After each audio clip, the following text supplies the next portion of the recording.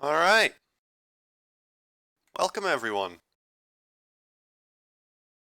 Happy Father's Day to those it applies to, and welcome to the 20th weekly Last Played 2 tournament.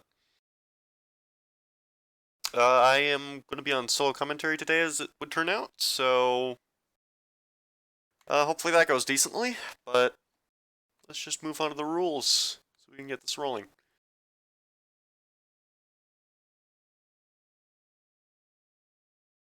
Alright, as the tournament is held on Fightcade, you must make sure that your challenge username is equivalent or incredibly similar to your Fightcade username. If a discrepancy between the two is causing confusion, you risk disqualification.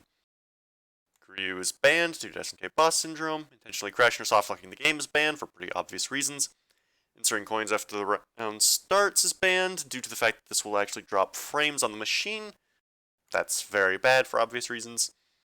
Loops are limited to 2 repetitions per combo. I'm sure the specifics on that are always really hard to work out, but I'm sure you get the gist of it. No macros, turbos, etc. outside of the official Fightcade macros. If your net is deemed unplayable, you will be disqualified, which includes any desyncs you cause due to playing on AES BIOS, so please make sure you are on MVS, which you should be by default. The format is best of 3 rounds per game, timer set to normal, all handicaps at default values, and all the meters unmasked. There's no real way to mess with these without causing desyncs anyways, so don't really worry about it. Matches are best of 3 until finals, then winners, losers, and grand finals are all best of 5. Please wait for your match to be called on stream before playing. Playing ahead without permission will result in the match being reset or disqualification on repeat offenses. Failure to arrive within 10 minutes of your match starting will result in disqualification, and please remember to check in 1 hour before the tournament starts, which if you do not, you will very shortly be disqualified.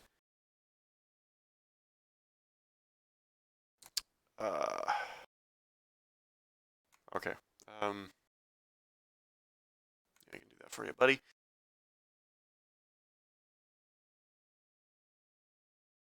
Oh, no, he actually... Okay. Well, I'm just going to go ahead and shuffle the seeds, then start the tournament.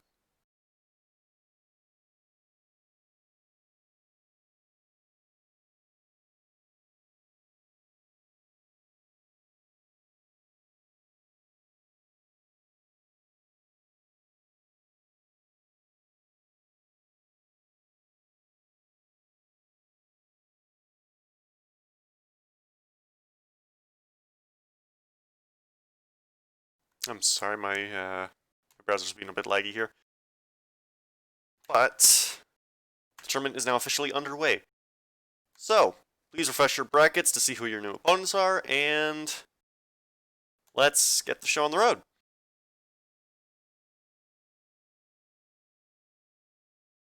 First up, we have Lone Star 827 versus Lightspeed Lucas. Please play our match. Also, we will not be watching losers round 1, so if you end up down there, just go ahead and play whenever.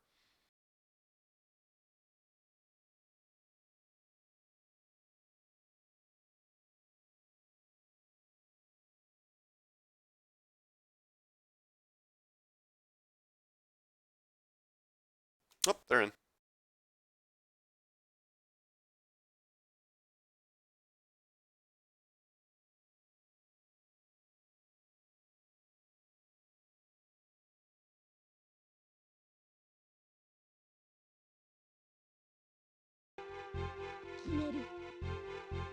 Oh, we've got some Okaide action here.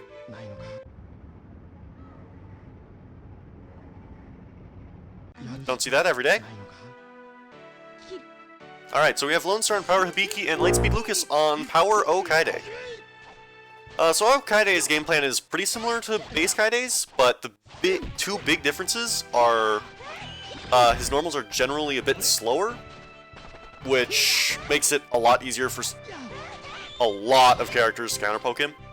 The two big things he has over base Kaide are that his Fireball can catch a lot of hops, but also he's got a loop off of literally any jump-in, thanks to a glitch involving his lack of air Fireballs.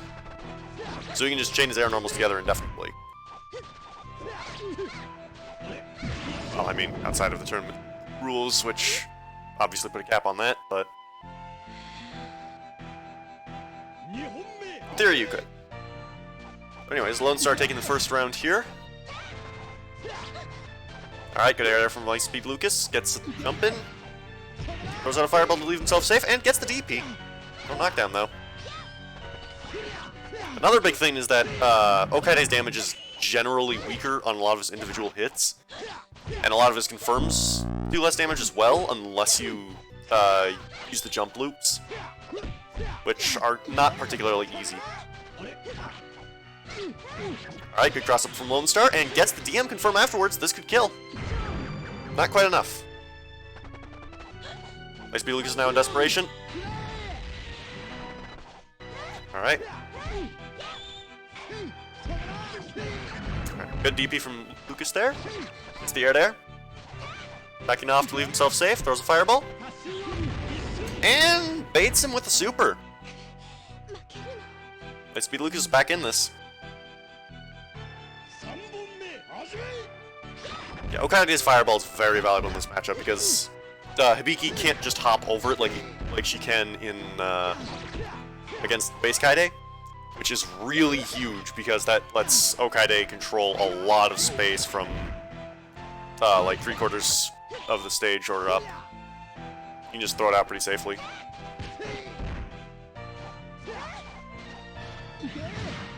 Alright, throwing out more fireballs here. Throw.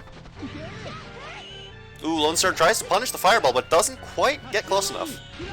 And jumps in super again. Lucas just throwing these out. And gets the cross-up throw to take game one.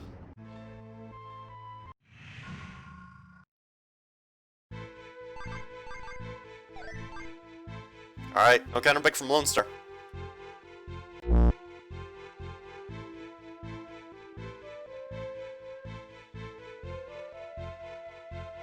Might see them change stance, though.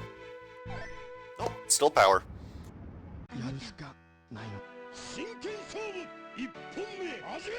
Alright.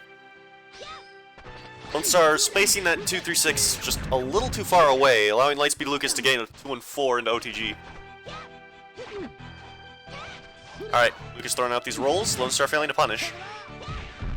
Okaide is actually not invulnerable during his roll. He's just kind of short. Not even super short, just kind of short. It's super easy to punish on reaction. Alright, good DP from Lucas. Gets another fireball. Ooh, trades with the 5B. One clean hit from Lone Star could kill this. Ooh, and that'll do it. Lone Star takes round one.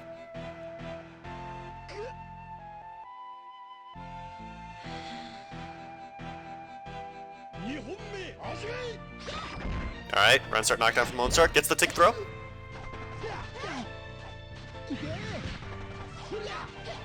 Fireball, some jump-ins, and this pressure's a little wacky, but Lucas manages to find an opening. Ooh, Lone Star with the deflect. Doesn't convert off of it, though. Lightspeed Lucas failing to punish.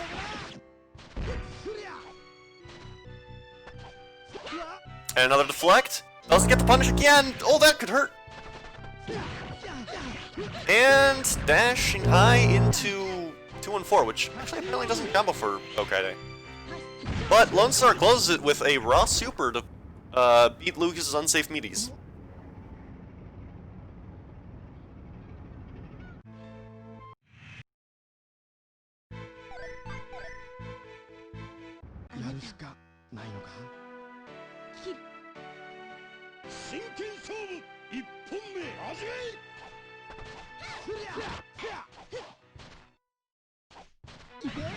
Alright, they're just playing neutral at this point. Lone Star leaving himself unsafe, but Lucas failing to punish.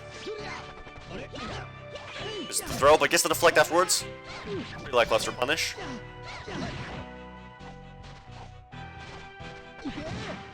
Fireball. Just throwing out these fireballs really smartly. Lone Star's having a really rough time trying to deal with them. Alright, that could hurt. Drops the combo, but Lone Star not blocking, giving Lucas a free American reset.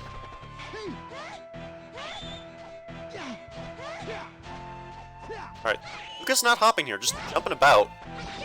Lone Star blocking as a result. Ooh, and the SDM will take this! Lone Star now on match point!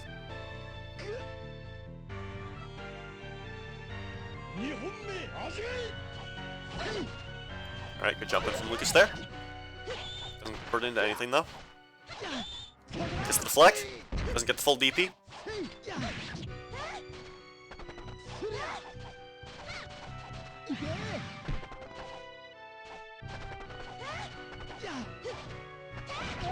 Alright, some 6Bs from Lone Star here, starting to space out Lucas a little bit more. Because that's the thing about this matchup. Hibiki has a rough time dealing with that Fireball, but if she knows Okaide is going to commit to literally anything besides a Fireball, or if she's plus enough to intercept the startup, you can just throw out pokes all day, and there's not really a whole lot Okaide can do about it. Ooh, raw super. Lucas failing to punish. Lucas is now in desperation, though, and that is a very terrifying super in this matchup. And that right there is going to take it. Both are now on set point. Both of them seem to have roughly equal meter.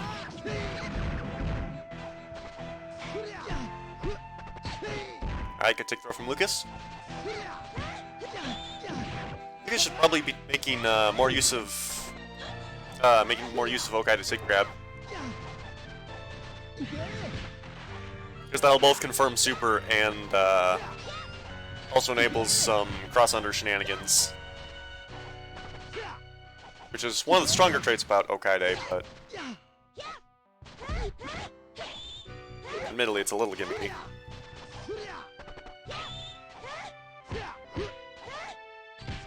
Alright, good throw. Gets the dash in, but this lag spike could cost him. Oh boy. That might have crashed. Okay, that crashed on my end. Oh goody. We've already got the nonsense. And someone took it. It looks like Lone Star must have lost. Or, no? Lucas? Did they legitimately crash?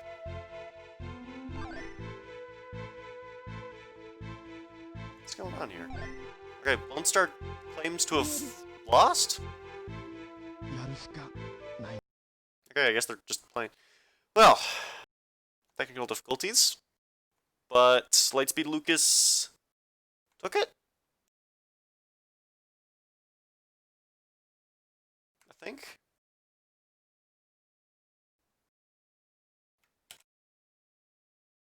Well. Either way, it's over. I'll just check the brackets when they report their scores, but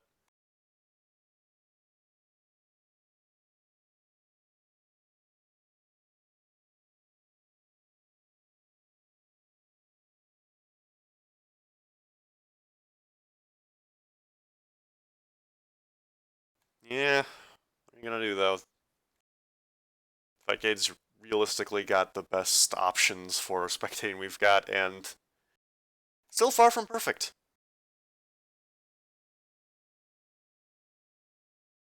Anyways, let's watch Creative Nick versus Dracula X.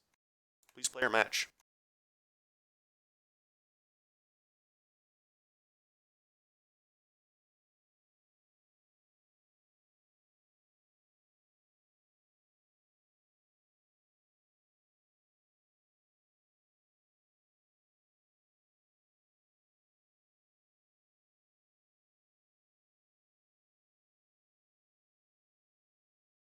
Yeah, you should be on MVS BIOS. If you're on AES, you risk causing desyncs.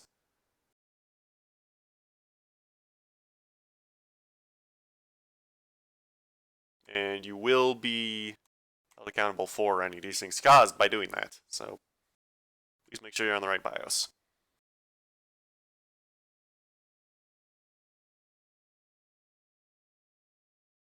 So we're just waiting for them to get in at this point.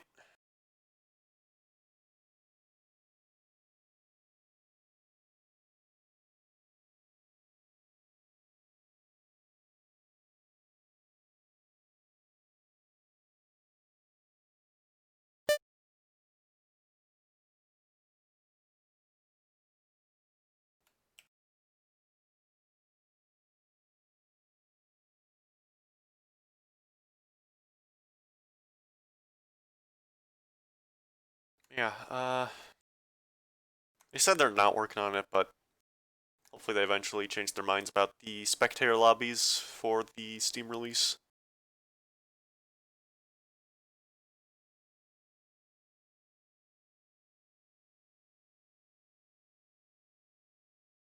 Anyways, they should be in. There we go. Alright, the names are backwards.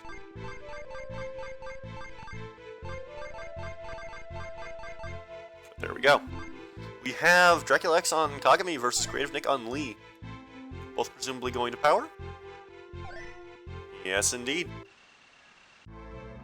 Alright, so... Kagami's got two really big things in this matchup. For one, he can consistently trade with and often out-damage Lee through air-to-airs, which not a lot of characters can say, and that forces Lee to play a lot more grounded than normal. Which is not a situation he wants to be in. No crash, okay. But yeah. It does force Lee to play a bit more grounded, which isn't a huge detriment, but is against Lee's preferences. But the other big thing is that Kagami's got a very far-reaching 2-frame normal, which lets him cheat out a lot of Lee's pressure and force him to become a lot more reliant on dodge, which Kagami also has answers for.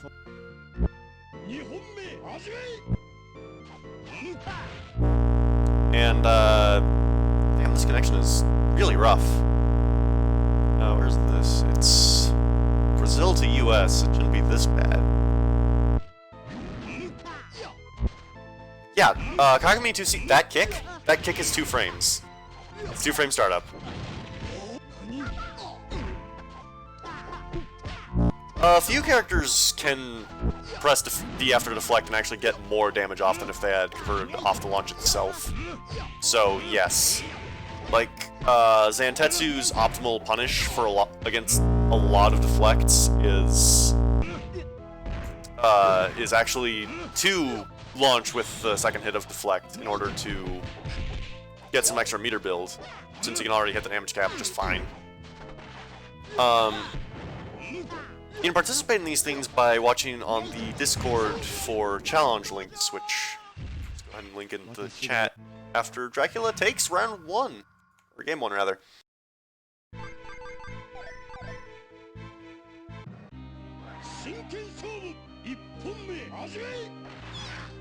Alright, Creative Nick counterpicking Akari. This is a pretty different matchup since Akari wants to play a lot slower in this than Lee does. A good grab from Nick. Yeah, that fireball is a huge pain for Kagami to try and deal with. He does have dive kick to get around it at closer ranges, but at farther ranges, since Kagami's hurt box is so big, he'll still get caught by it very often. Alright, Dracula charging up some meter.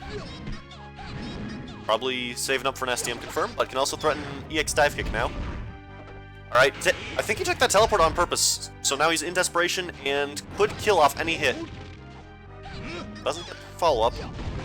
Ooh, Creative Nick crossing him up with a teleport, and I think that actually caught him on trip guard, so either way, he's taking round 1 here.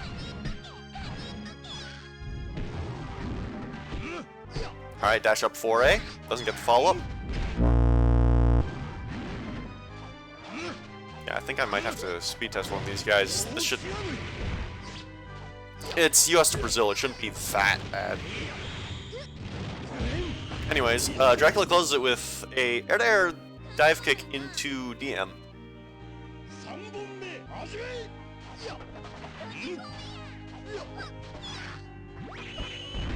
Alright. Dracula X punishing the teleport with a 2C. Not going for the fancy confirms, probably due to connection issues, which again, I'll link into when they're done with this.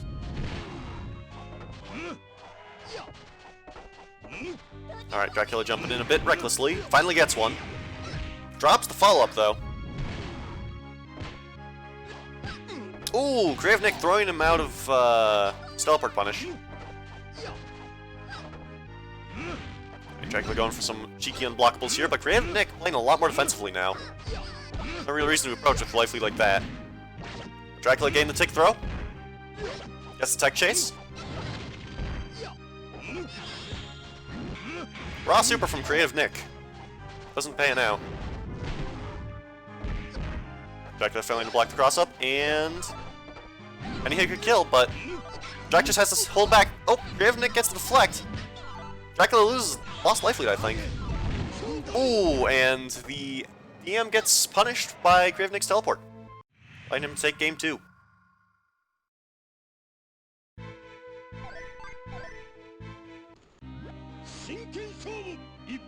Alright, still a counter pick from Dracula X here. Alright, good deflect, gets the punish. Goes for the hard link, but drops it. Goes for tick throw instead this time.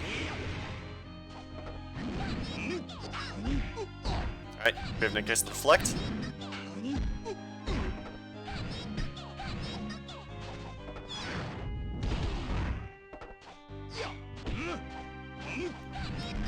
Alright, just playing a bit of footsies. Creative Nick throwing out these fireballs pretty liberally. Dracula X failing to punish it. And Creative Nick getting a super confirm, or a raw super against Dracula's deflect. Taking round 1.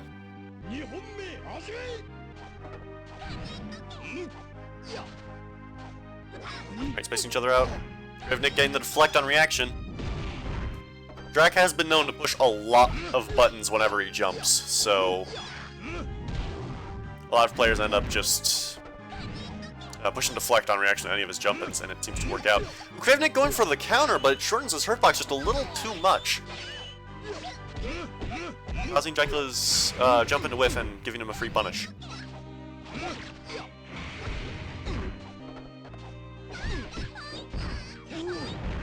Alright, Rod SDM doesn't pan out. And Dracula leaves himself punishable on block, allowing Creative Nick to take it with a 2A. Alright, I'm gonna request some speed tests from these two.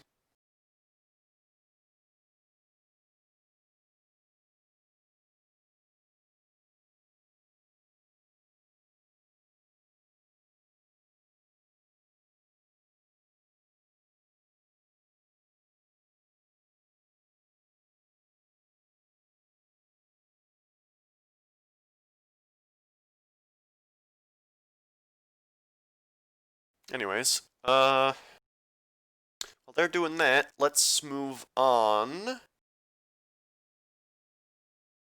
to Ardon du Infinito versus Lightspeed Lucas. Please play your match.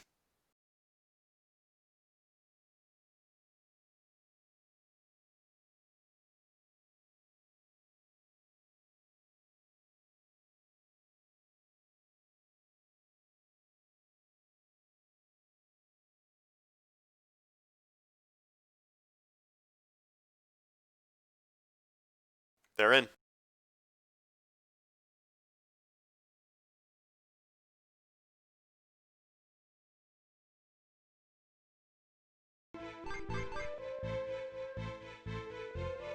Alright, we have Lightspeed Lucas on Tokaido again.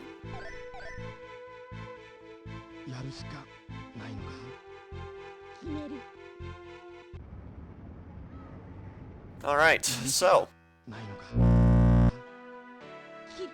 beautiful lag spike to start things out. Not a good sign. Alright, Lightspeed Lucas playing defensively, but as I say that, he jumps in for a JB that gets blocked.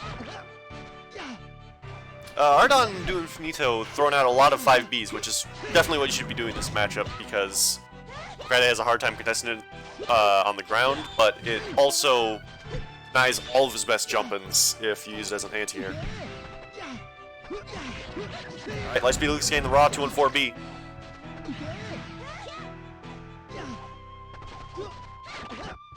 Fishing for these JCs, probably trying to get some loops going.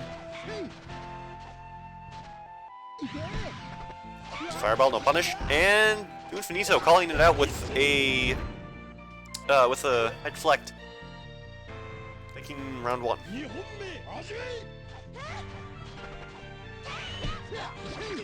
Alright, guard cancel from Lucas there. Gonna try to agree with that decision, but Sure he's got a plan. Because now Hibiki's at full screen and he is not. Okay, well. Immediately jumping back in and giving up that advantage. Because this matchup is best for Okaide when he's at a distance, because he can start reacting to Hibiki's jumps, and Fireball becomes a lot harder to punish in general. So once you're outside of the range of 6B, Hibiki has a really hard time punishing that, because her hops don't really function. Against Okaide's Fireball, I should specify. Hibiki's hops are normally very good, but not in this matchup. Alright, gets the jump in. Infinito just woofing on this B button here and lands out. Ooh, Lucas getting the grab afterwards though. Killing with the JB follow-up.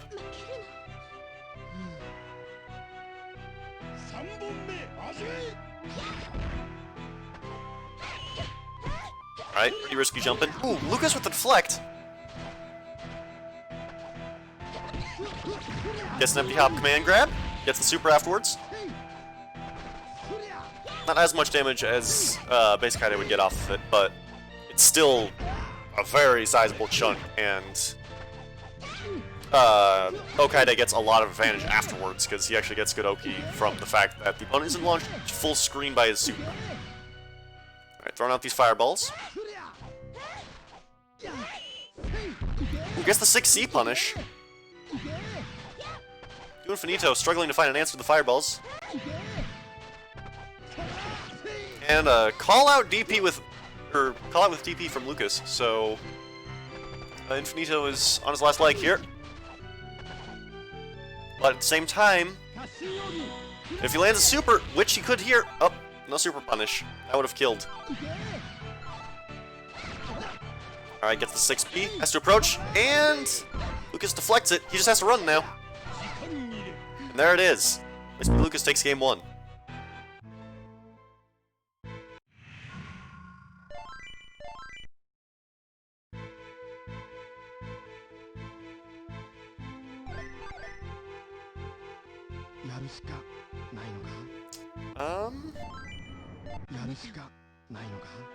That should be enough upload.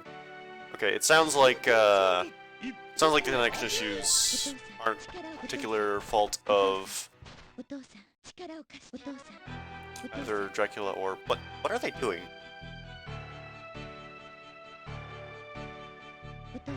I don't know what Lucas and Infinito are doing. But Drac and Creative Nick,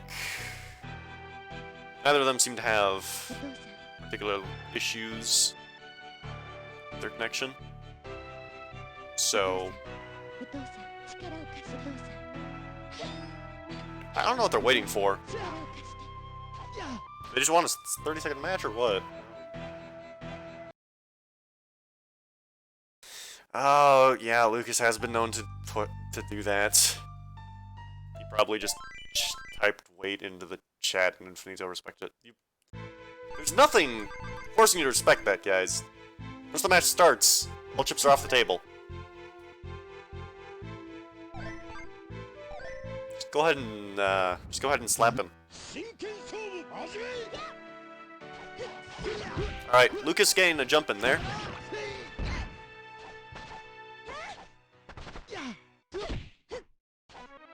Looks like Lucas might have been picking up on something. Strategies changed pretty drastically, but alright, goes for the dash 5A again. Tries to go for a tick throw afterwards. That mix-up isn't quite as viable on Okaide as his dashing high is both less disjointed and also a bit more punchable on block.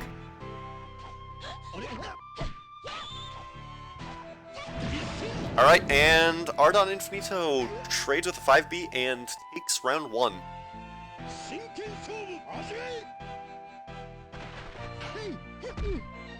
Alright, good foray from Infinito, but no follow-up. Lucas jumping in really recklessly and it's really not panning out, but manages to get a sweep afterwards.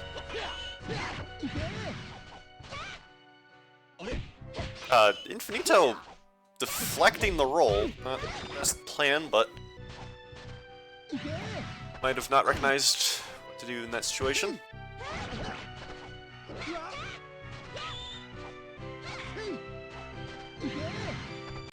Yeah, if you ever see a Kaide roll, just go ahead and slap him.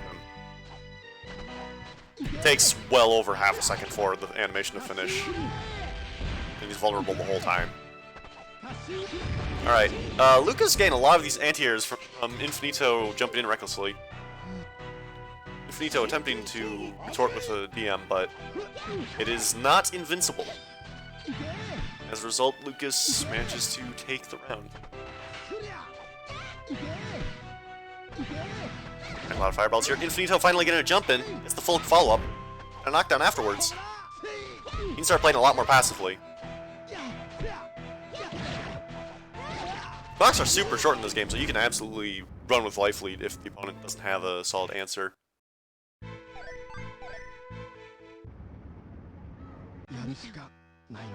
Which, Okaide does not. The fireball is strong, but not really for the sake of zoning without Life Lead.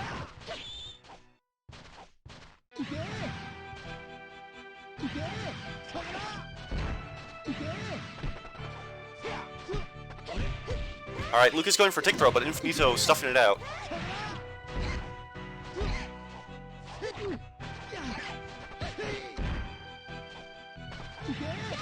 Alright, gets the jump in, doesn't get the full follow-up, just a little too far.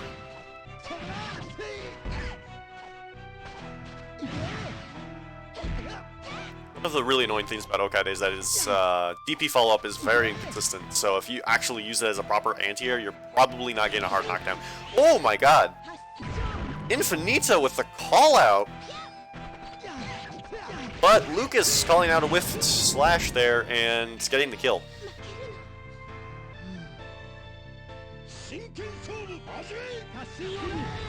Alright, round start super. Infinito not biting.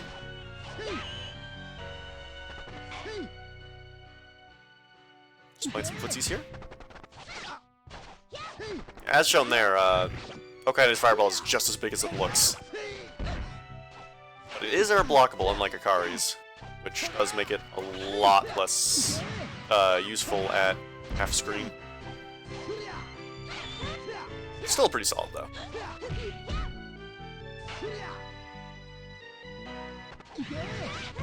Alright, Hibiki with the jump in. Ooh! Nice be Lucas trying to call out the roll, but just a little too far away. Or a little too close, rather. Alright, DM Punish could take it. Nope. Finito's not confident in his timing here. Too far away for a DM, confirm. There. And Lightspeed Lucas closing with a 2-4B as a result. I wonder if Infinito has the stream open. Actually, I should ask if Cravennick had the stream open.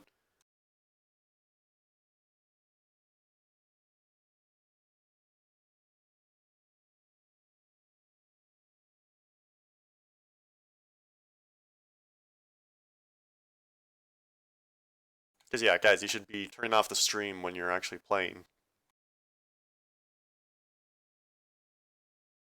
Otherwise, you'll cause lag for the opponent, and that is not a good situation.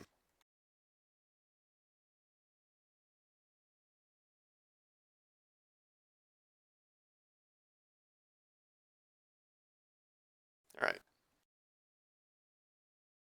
Anyways, moving on to the next match, we have Blades LB2 versus Radical 101.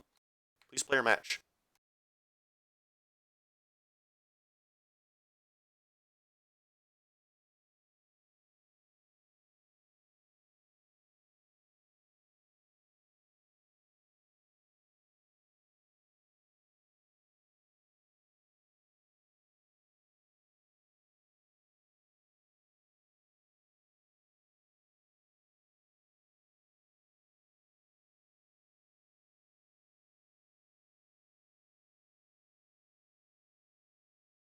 Alright, they're in.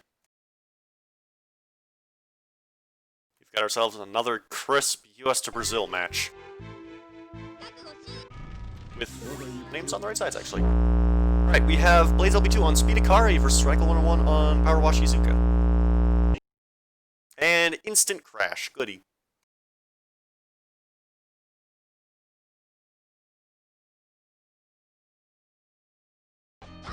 Alright.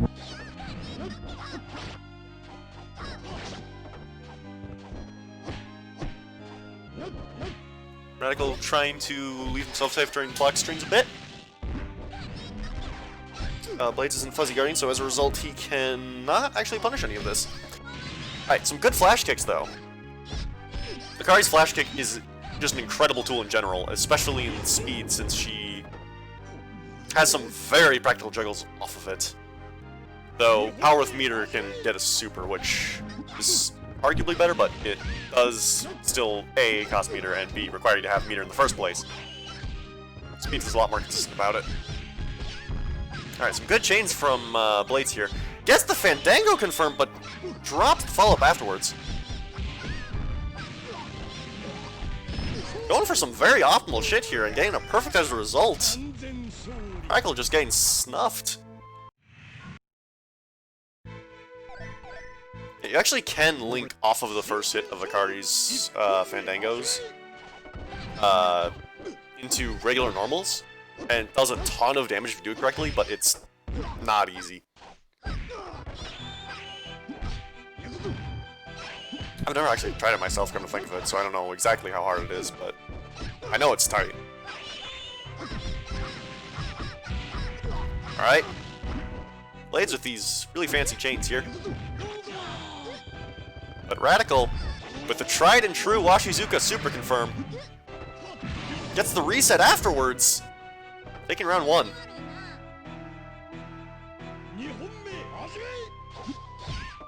Both these players seem to have the idea of just stuffing the opponent out with confirms and resets. Alright, Blades actually getting the Fandango follow-up this time, going for the Fandango itself. Gets the loop after, and the... Wait, was that legal? Actually, I'm not sure if that combo was legal. Either way, it crashed. Again. Yeah, did he do a 4B before the Fandango? Because if so, that I don't think that was a legal confirm. I think that was 3 reps of 4B.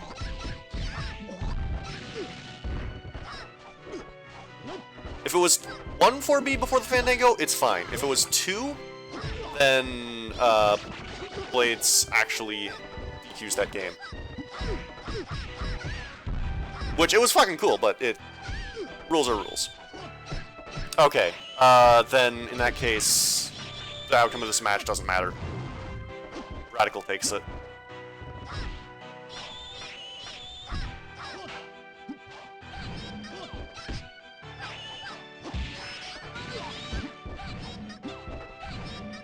Sorry, dude.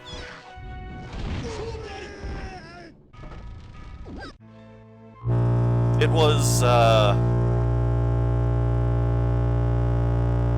was impressive, but it was too much damage. Actually, no, Radical. During one of the rounds in that match, Blades actually did an illegal combo. He did 2B twice before the Fandango, which would actually make that 3 reps of 4B, which is too much.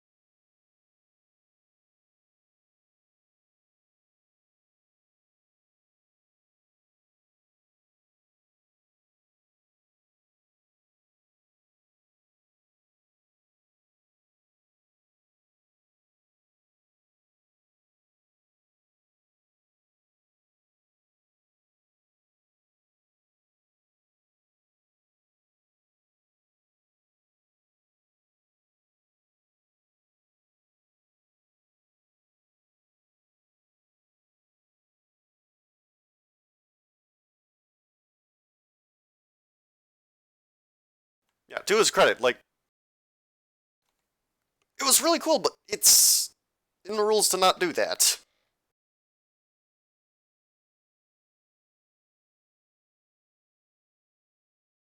So it's actually, the score is actually 1-1 right now.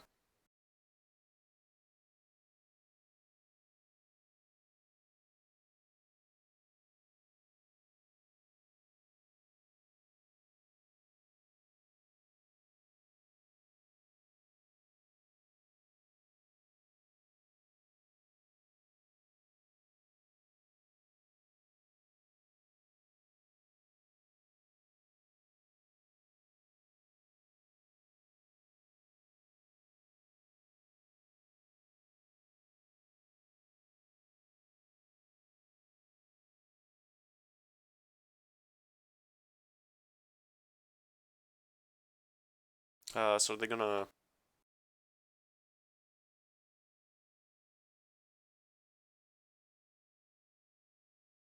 Yep.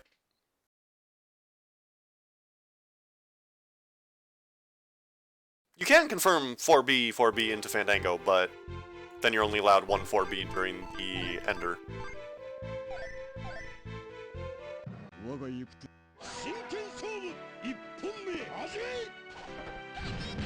Because otherwise you have looped 4 4Bs.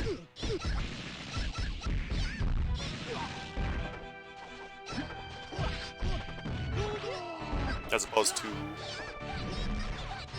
It's weird, but that's how that pans out. Anyways. Blade's still going nuts here. Still doing some really optimal shit, regardless. Taking round 1, and also the names are backwards now.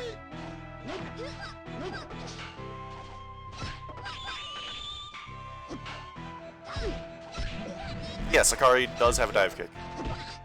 It's just not particularly common that you'll see it. Alright. Blade's getting the hit. Goes for Fandango. Gets the gets the Oki, and... follow up. Ooh, drops it.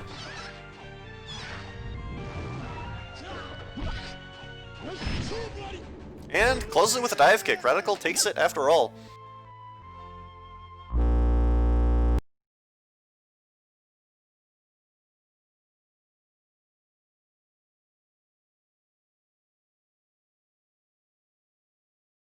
Or, yeah, Blades takes it after all. Sorry, I misspoke.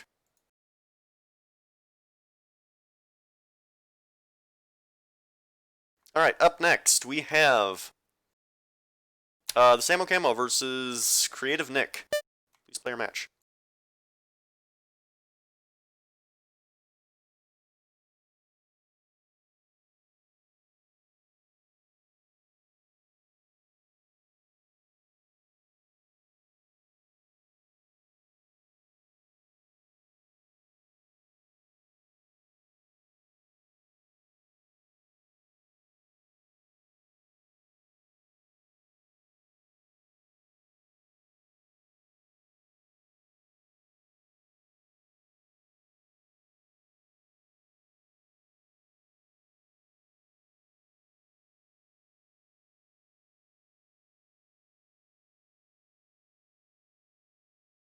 Alright, they're in.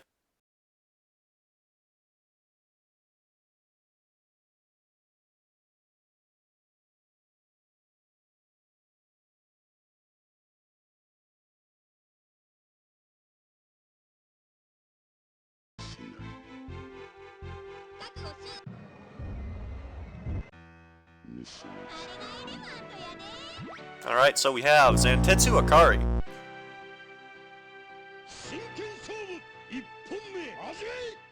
Alright, so, I know this matchup is good for Zantetsu, because it's Zantetsu, but beyond that, I'm not too sure.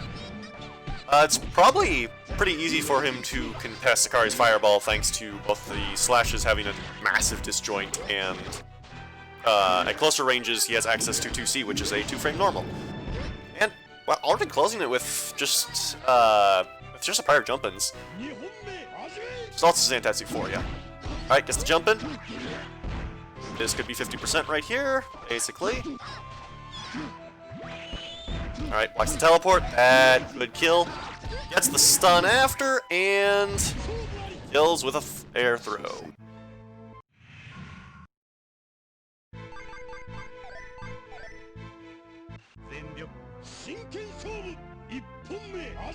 Alright, well, Creative Nick going Lee, which should be a fair bit better for him. Lee's dodge allows him to cheese his way out of a lot of Zantetsu's mix-ups, which means he has 7-way Oki instead of 10-way Oki, which is nice.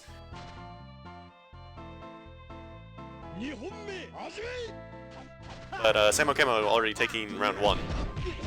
Just a dive kick. Alright, Samo going invisible. Creative Nick's... gotta try and figure out how to fight this. Okay, Samo with the cross-up. Any hit will take this. Creative Nick getting the dive kick. Might survive, and Samo getting the guard cancel to kill. Quick match. Yeah, Zantetsu literally has 10-way Oki. It's nasty.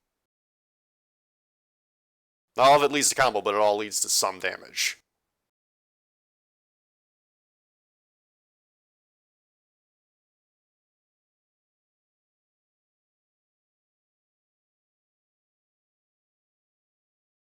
Alright, up next, we have Playball versus Daniel Games. Please play your match.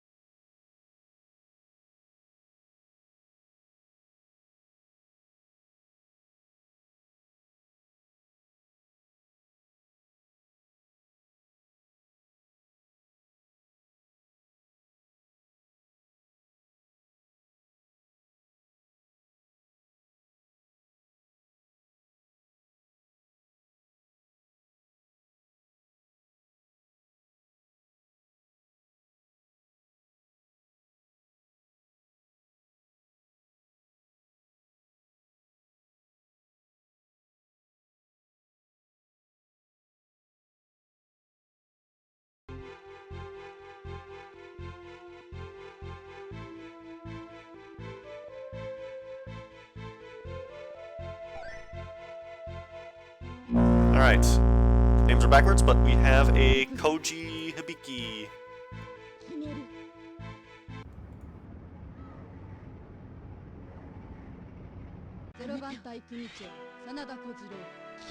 Alright.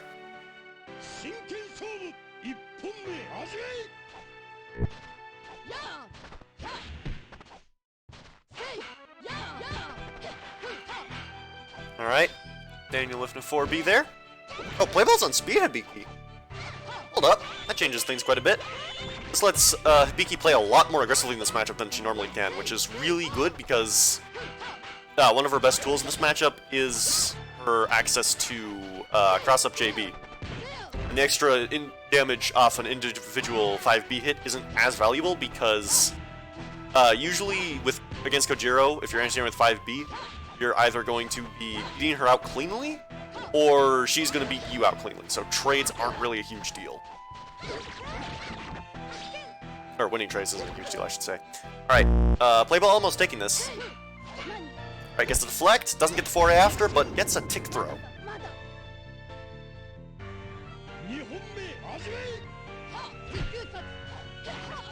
Alright, goes for the air dare.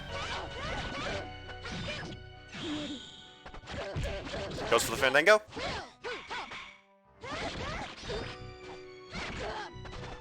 It's 5B. And... Alright, it's the wall bounce. No follow-up, though. Ooh, Playball crossing himself... Daniel Games crossing himself up and giving Playball the game.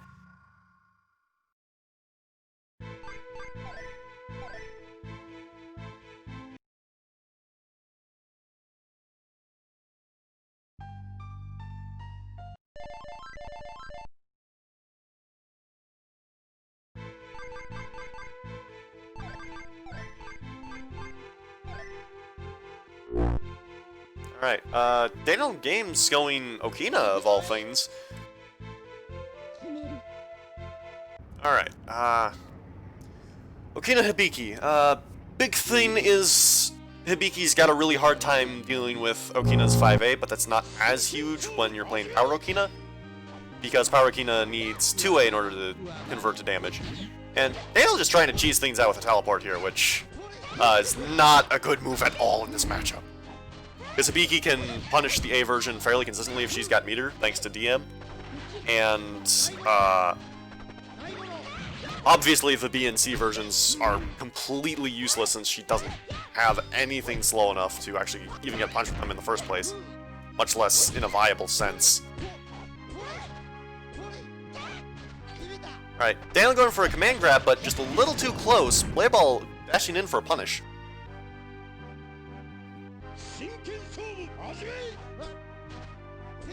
Alright, just whiffing some jabs here. Goes for a command grab, but Playball already jumping in. Gets the Fandango. Drops it. Daniel Games mashing 2A out of it.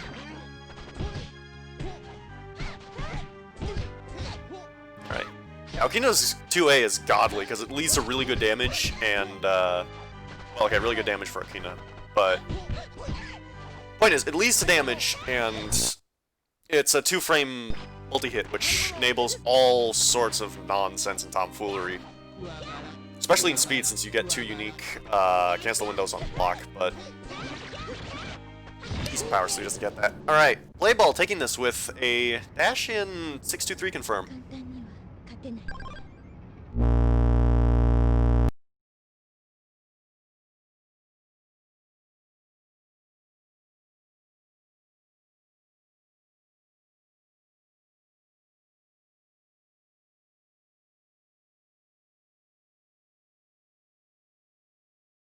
Alright.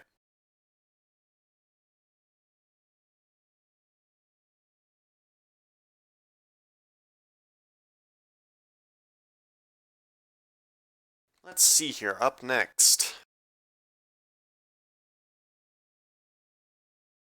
Our next match should be Ardon do Infinito versus Radical 101.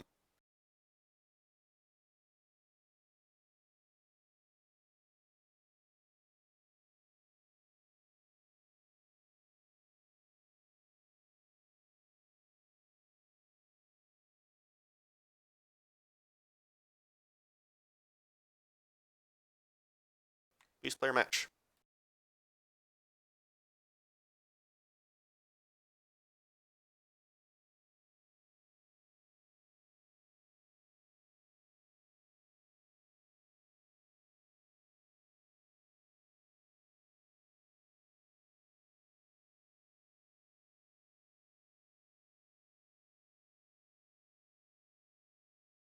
Losers is being streamed, but only round 2 onwards.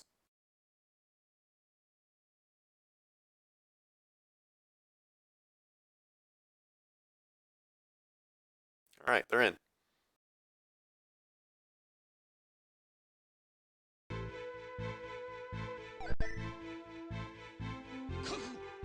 Alright, the names are backwards.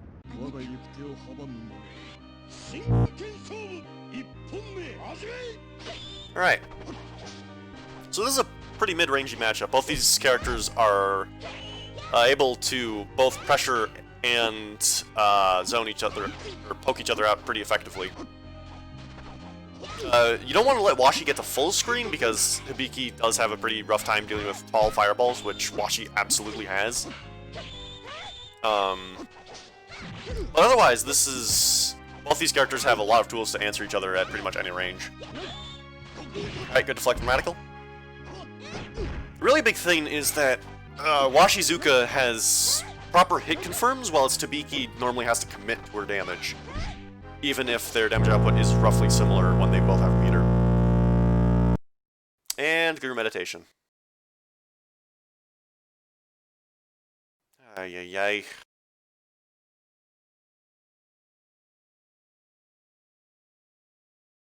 I am sorry, guys, but there's nothing I can do about this. Anyways, Radical catching Ardon's roll with the 4A. Now just playing a bit more defensively to sit on this life lead. Ooh, manages to cross up Ardon. Goes for an air deflect. Alright. Ooh! Ardon Not quite killing last second. Cutscenes do not stop the timer in this game. Radical takes the round.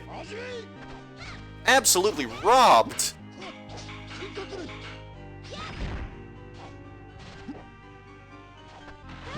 Alright, Infinito getting the cross up.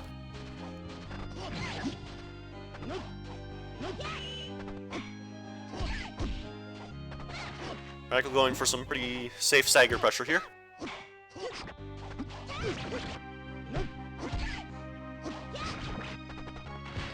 Just run up throw.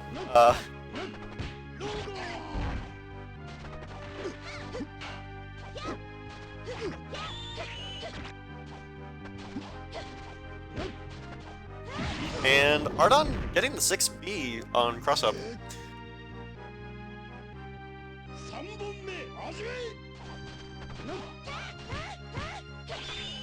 Alright, Ardon leaves himself unsafe, but Radical failing to punish, still gets a run-up throw afterwards.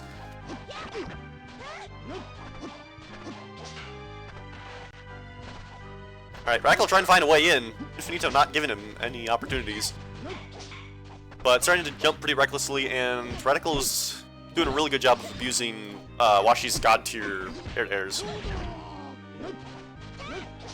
I shouldn't say God tier, this is the same game as like Mono JC, but they're still really good, especially against Ibiki since hers are a little bit more lackluster.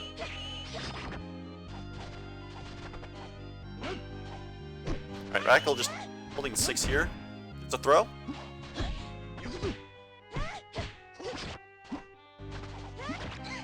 Gets the air to air. Throws a fireball. Infinito not quite getting hit by it. Good anti-air. Radical now has Desperation though. And another 1,000 slashes will chip out, but Radical just closing with a 5A. Taking game 1.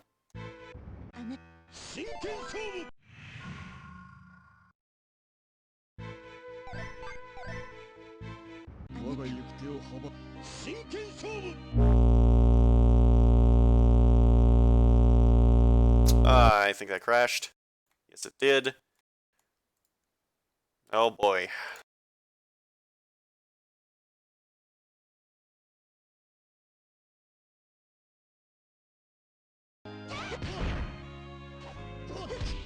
Alright, well, we're coming into Infinito on the verge of Desperation. Now in Desperation, has access to STM. Might go for some cheeky command grabs here, but those are pretty hard to land against Washi, so not. Alright, Radical with the run-up throw to whiff punish Infinito's throw. Actually, I think that was a counter. Tsubiki's got a counter move, which basically just recycles her animation from a throw, and it's really hard to distinguish the two.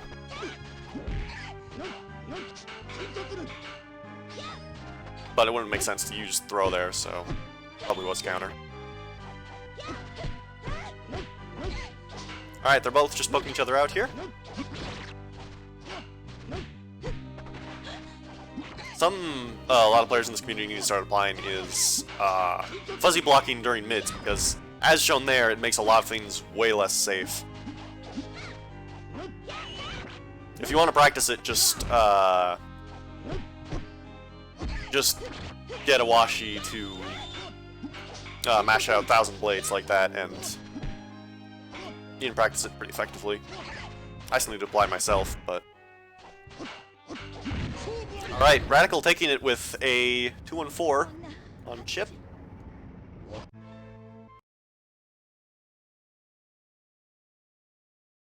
Alright.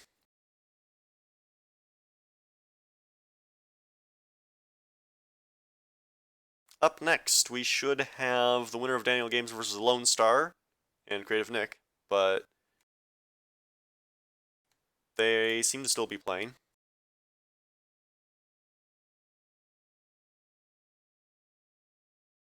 So let's move on to Lightspeed Lucas versus Blades LB2.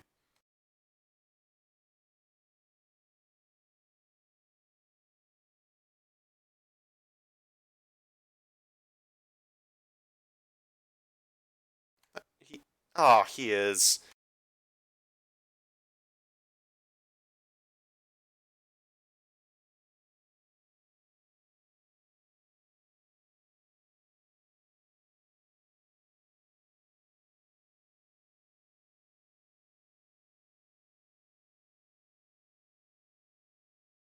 Oh.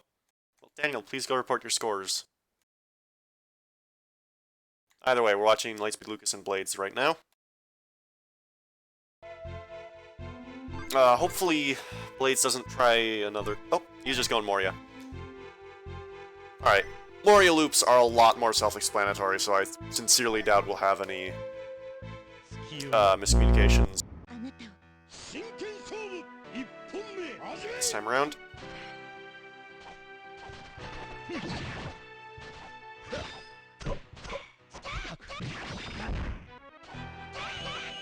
Alright. Zoom for some customs. Blades getting the hit!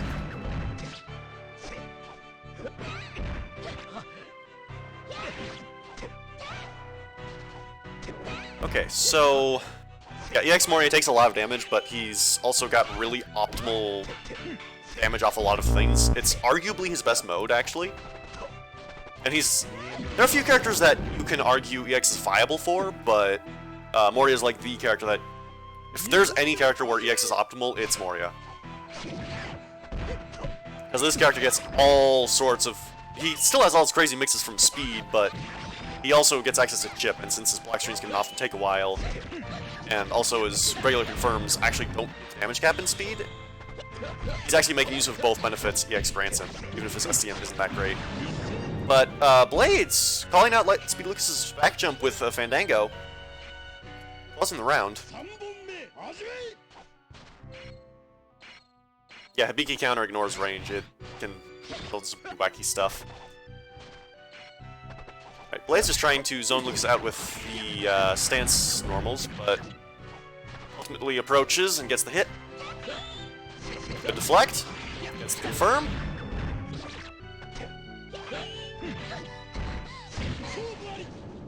And an anti-air into OTG. Blades takes game 1.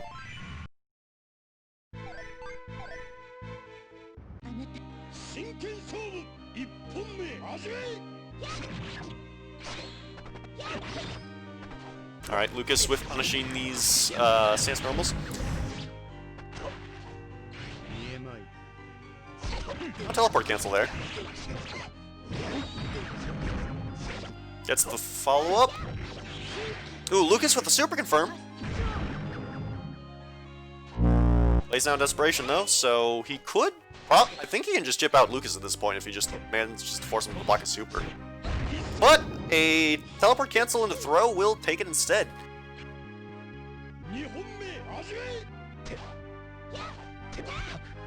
Alright, Lucas with a good deflect.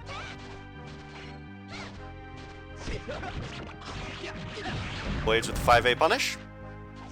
Gets the cross up, catches Lucas rolling, gets deflected to Fandango. This is gonna hurt. Ooh, but Lucas with a wake up 5B into DM. No respect, and gets the jump in afterwards. Lightspeed Lucas back in this. Ooh. Run start super doesn't work out, but doesn't get punished either.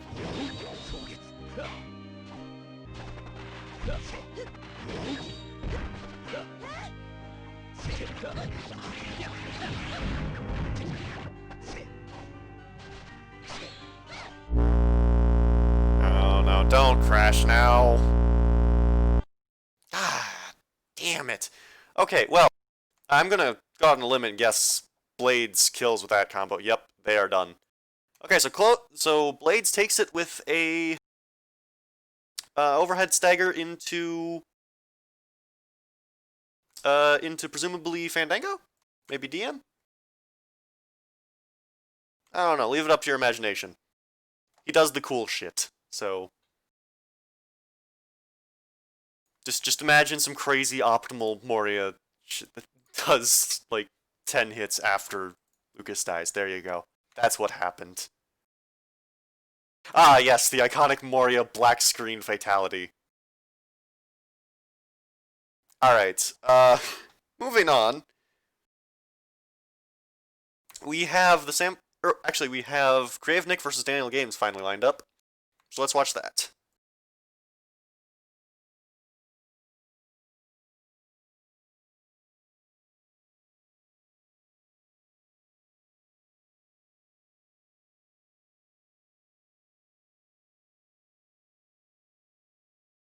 Moria taunted in my imagination. Can't believe the disrespect on this guy.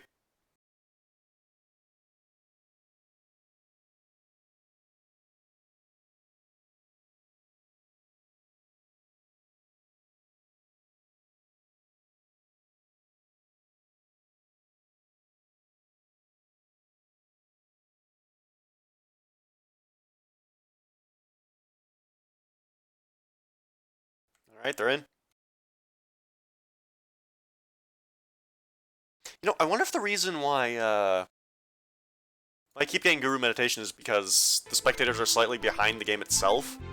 Maybe if the session ends but we're still spectating, it just stops. I don't know. If you guys are listening, next time try staying in the match for like another 4 or 5 seconds, see if that fixes it. Anyways, we have Speed Kajiro versus Power Akari.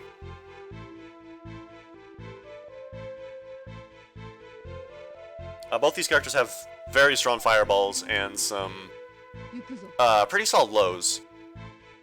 Akari's in particular is generally a bit stronger because it's both faster and leads to very good damage while still being safe. Meanwhile, Kajiro's pressure is all fake.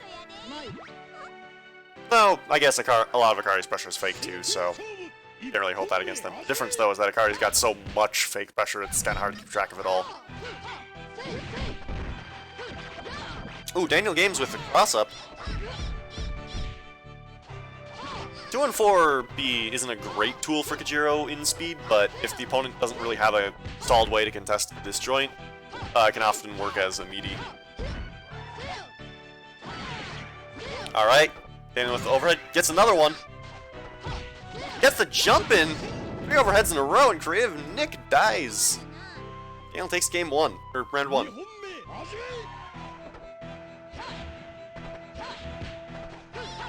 Alright, Daniel Games trying to bounce around with this command dash.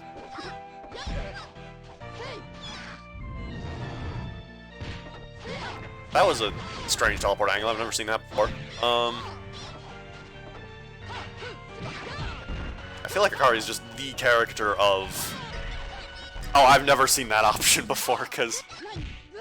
What doesn't this character have?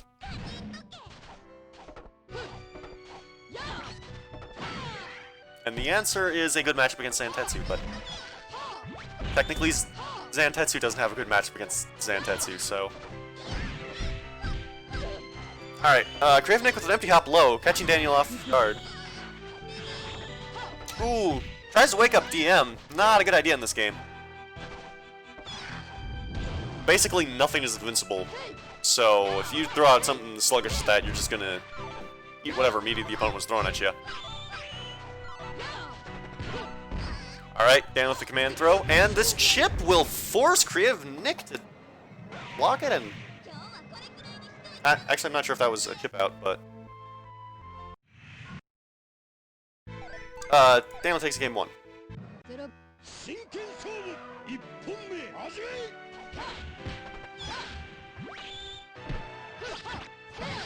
Alright. Good confirm from Daniel. Creative Nick in throw.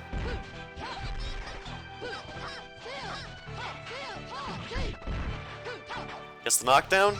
Creative Nick rolling out of the 2-1-4B. If you know the 2-1-4B is coming, it's better to just sit there and block it, because if you fuzzy guard the last hit, literally everyone can still punch it. It's quite minus on block. And on hit, it's still just neutral, so you can usually reset them if you got a fast jab, which Akari does. Alright. Creative Nick gained a few more teleports. This is probably the one matchup where teleport is not a gimmick, because Kajiro's fireballs are pretty sluggish. Akari has a hard time contesting them otherwise. But Daniel Games taking this with a 6B.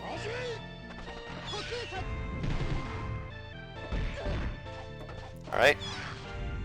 Daniel also doesn't seem to know how to block the teleports, which is certainly going to make them sound a lot more viable.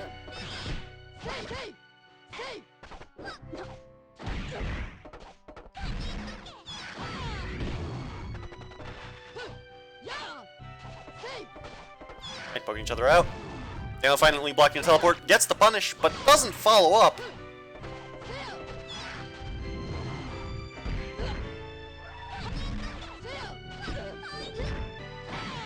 Alright, goes for the overhead. Gravenik reacts to it.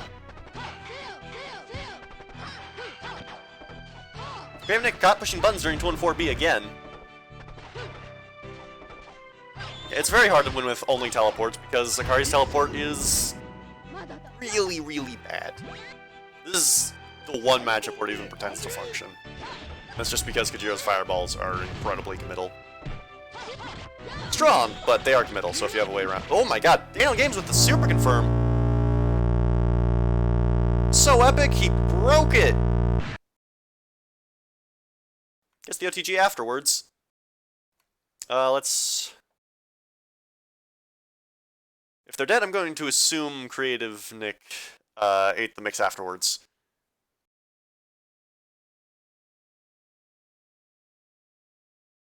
Okay, they are dead.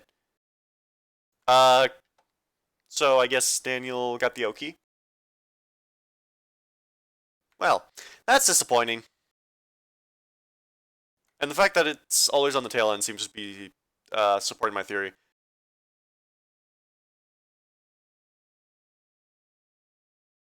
Okay, I'm gonna take a quick intermission to reset Fightcade and also get some water, but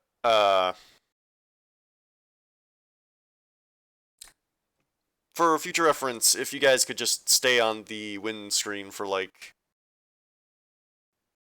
Yeah, I think that's what's going on, Daniel. If you guys, if from here on out you guys could just stay on the win portraits for like 5 or 6 seconds after the match, that'd be appreciated, because that would probably cut down on this. Anyways, just give me a quick second here.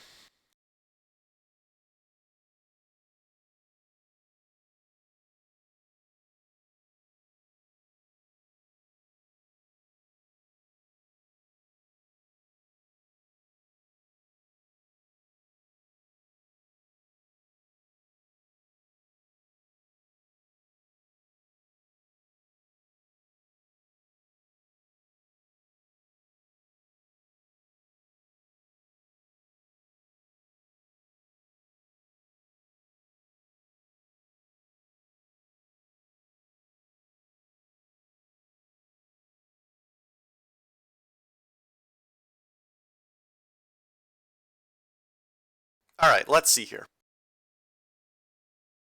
Our next match should be Samo Camo versus Playball. Please play your match.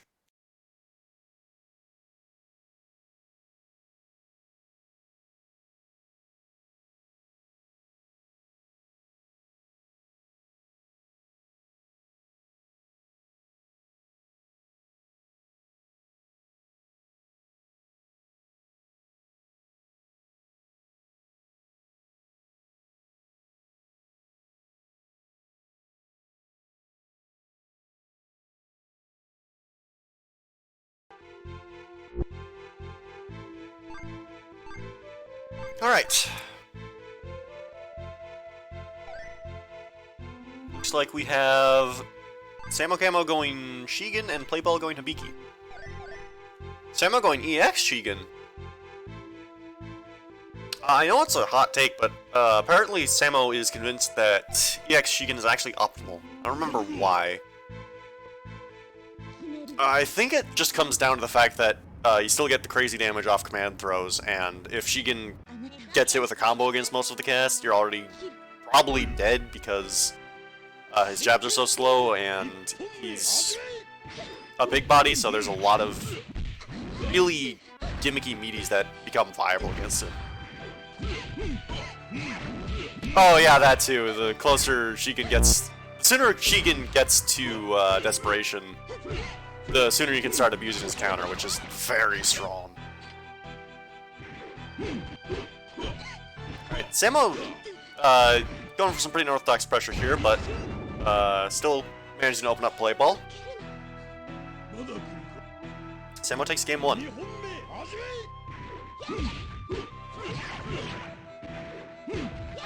Alright, going for a lot of jump-ins here. Playball finally starting to block these.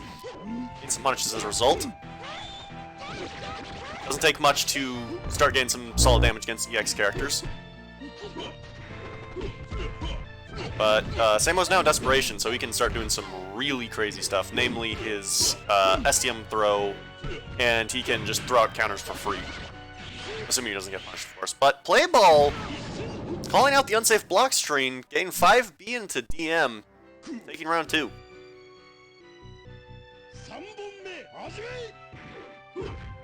Yeah, I was probably missing, but I wouldn't be surprised.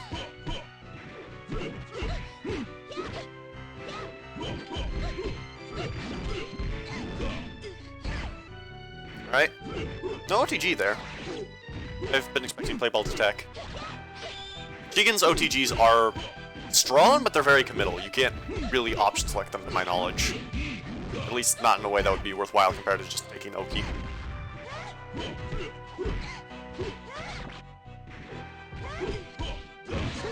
Alright, and Samo takes it with a chain off 4A.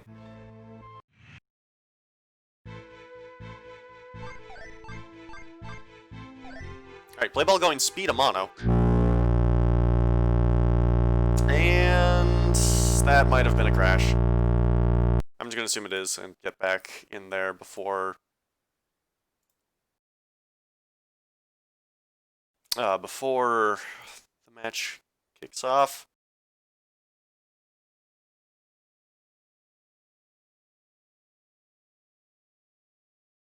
Oh dear. That's not a good sign.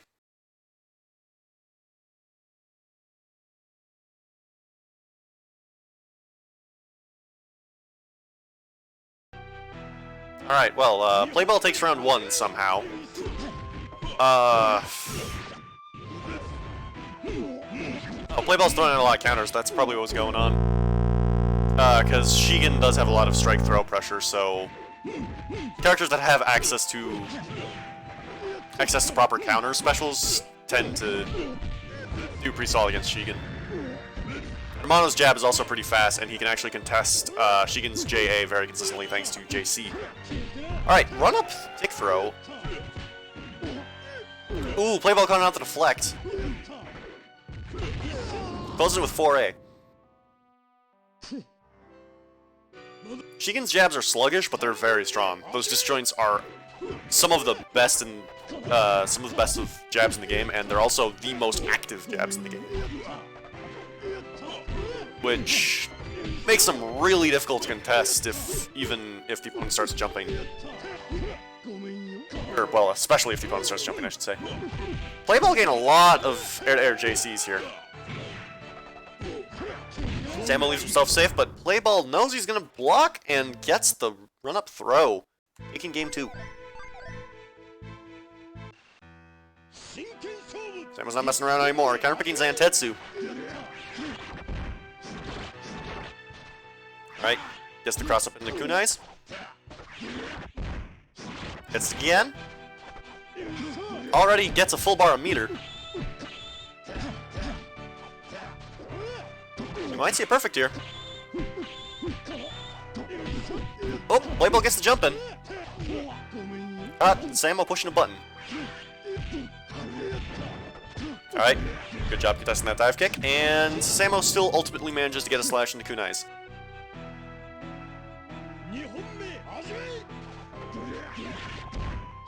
Alright. Slash. That thing's hitbox is just as good as it looks. It does have some hitbox extension on the upper part of the move, but as far as grounded normals go, it's really difficult to contest. No, Amano's B&B does not show up correctly on the combo counter. If you're talking about the combo I'm thinking of. And Samo Camo taking it with a tech chase into anti-air.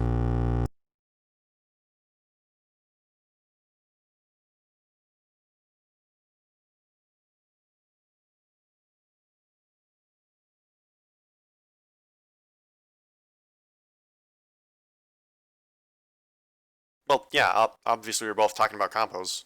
That's what a B&B is.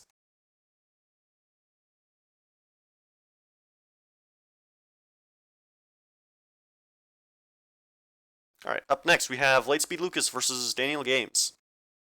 Please play your match.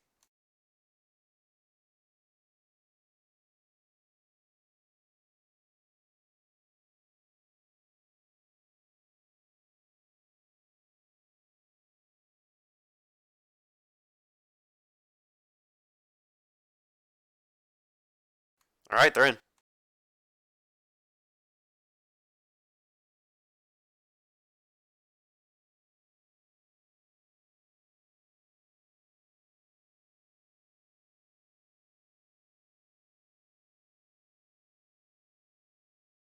Any second now. There we go. Alright. We have a Hibiki mirror.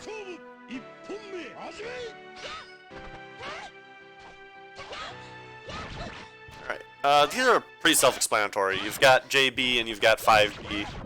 But the big thing is that 6B becomes super valuable in this matchup because it's just a generally very strong counterpoke, and that's what Hibiki's mainly weak to, so just throwing out 6B into 236 is very difficult for Hibiki to contest. But it's very rewarding for whichever Hibiki actually manages to land it, and getting life lead in this matchup is huge, because whichever Hibiki gets to play defensively first is usually the one that's going to end up steamrolling. But Daniel Games here, going for some DM confirms. Gain life lead, but deciding to continue to pressure Lucas a bit. Ooh, and calls out the deflect with the tick throw. Daniel Games takes round 2.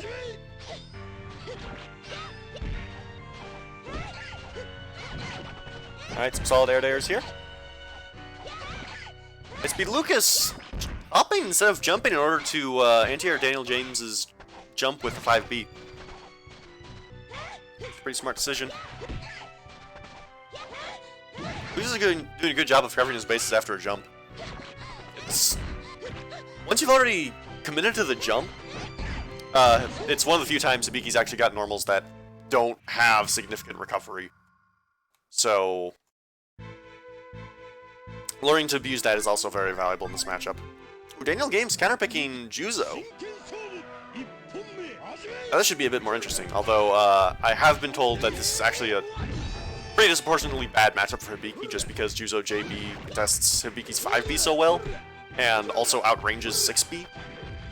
I'm not sure if the latter is true, but that's what I've been told.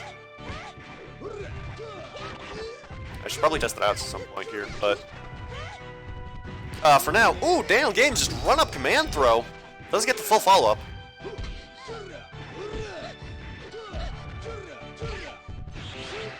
Ooh, and Lightspeed Lucas just smashing DM out of that whole thing. I can see it. And does it again! That super ignores armor. And Lucas getting a throw into OTG. Daniel Games getting called out for too many command runs. Gets the throw. And Lucas with another raw DM. Daniel James just can't catch a break. Some more air airs. Now just throwing out JB, hoping it works. Lucas not having any of it. It's the JC.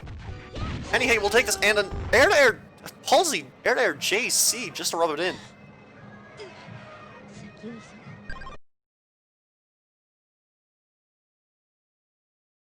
Alright, Lucas takes the set.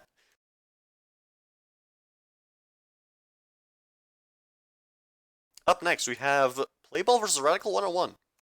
Please play your match.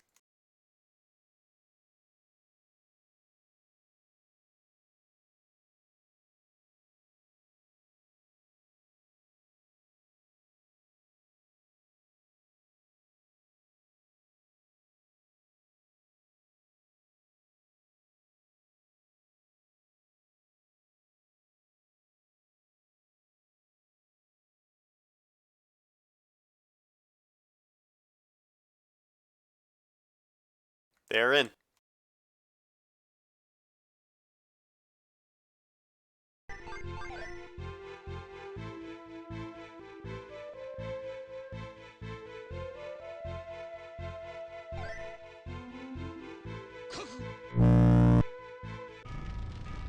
Alright. We have a story battle here, Washizuka versus Mikuro. Play ball on Speed Mikuro, which is generally seen as is generally seen as worse than Power, because Power Mikuro's 4A is already going to do most of what Speed Chains can do for Mikuro to begin with, and also his throw starts actually scaling correctly, so it does a reasonable amount of damage, which is not a good thing for Mikuro at all.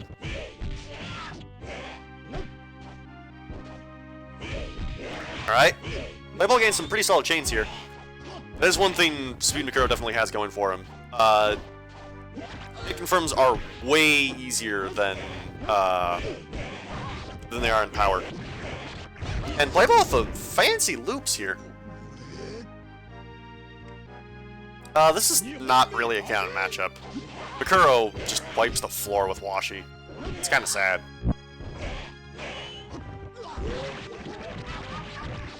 Alright, Playball with the command throw.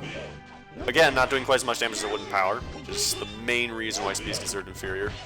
Plus, you lose access to STM confirms, but Mikuro does have Fandango confirms off of a few specific hits.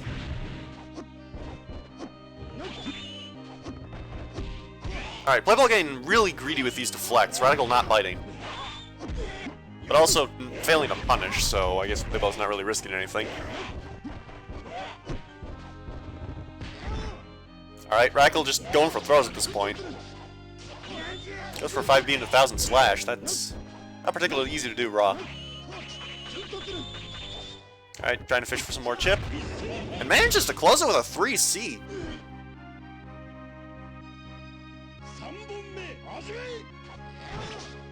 I guess the anti-air.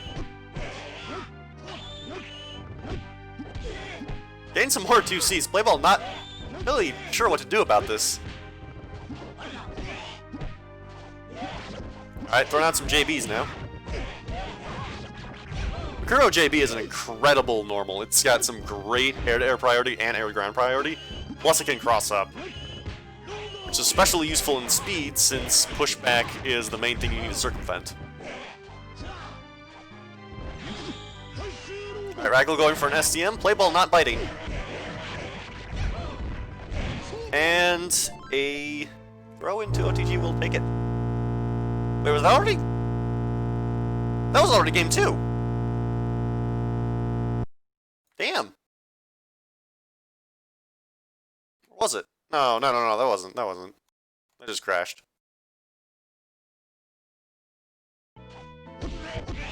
Alright. Back into this. Radical leaves himself unsafe with a fireball. Playball failing to punish. Alright, cross up JB. Gets another JB. Some loops, and...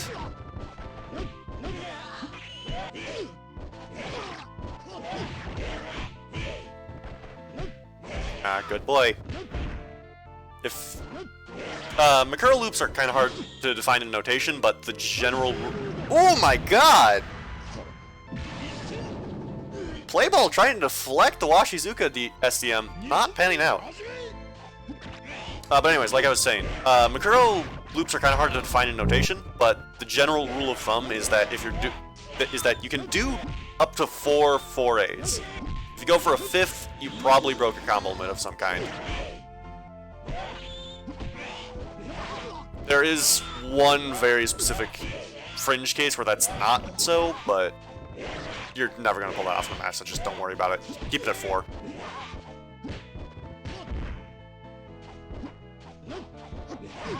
Alright, Playball going for some JBs here.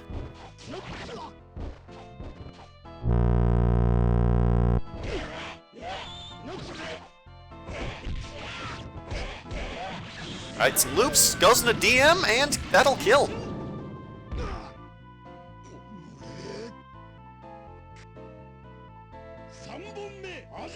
Alright, Playball's on match point here. Radical's certainly got the upper hand.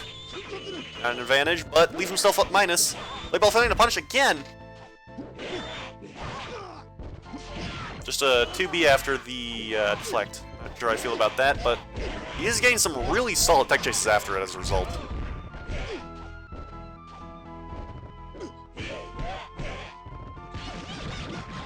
Alright, gets the throw.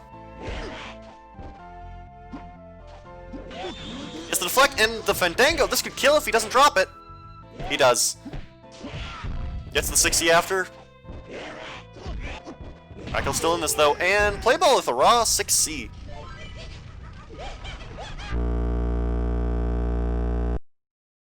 Alright.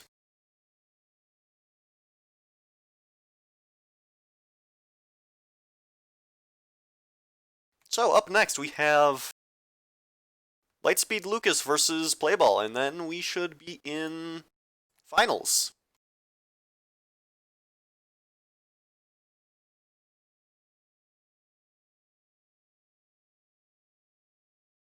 Lightspeed Lucas and Playball, please play our match.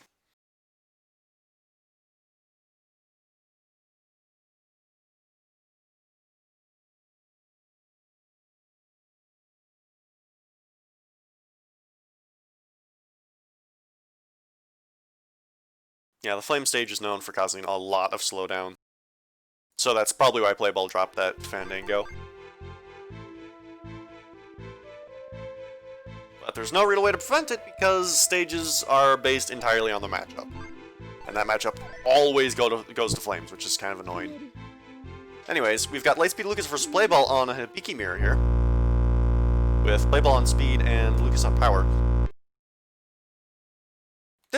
It already crashed. Jeez.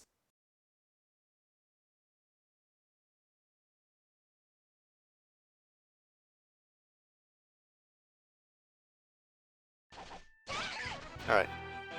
We're back in this now.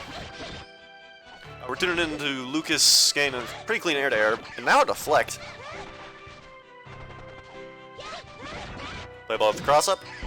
Deflects do not work on cross-ups unless you adjust your timing to account for it. So that's part of what makes Hibiki JB such a strong tool. Because if you can deflect both options...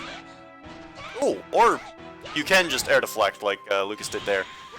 But if you could deflect both options, it would be a much worse tool, and Hibiki's pressure would just non-existent. Because that's the only real thing she has. Everything else is either fake or just a tick throw. If it was just tick throws, it'd be pretty easy to cover. Anyways, play ball with a Fandango confirm here. This is gonna sting. Just leaving Lucas outside of desperation range. And that might have crashed again. I think it did. Oh boy. That absolutely crashed. That probably crashed on their end. No, it didn't. What is going on? The spectator clients have not been behaving like it lately. And someone took that. It was probably play ball. I don't think there was physically enough time for Lucas to win that.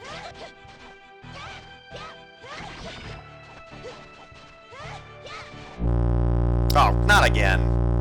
Come on. Again. Okay, I think we just can't spectate this match. Where's my IET Amano?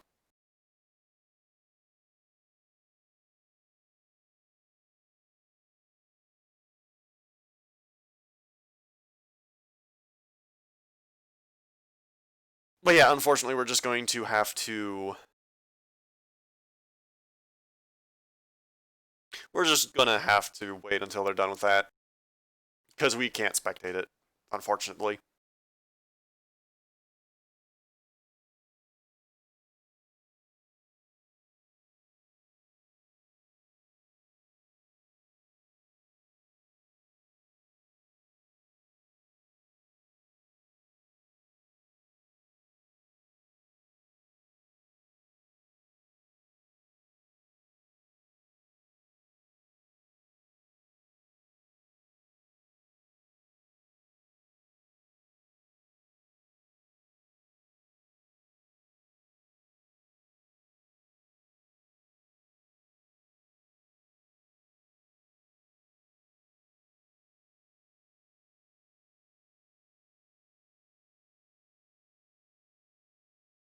There we go.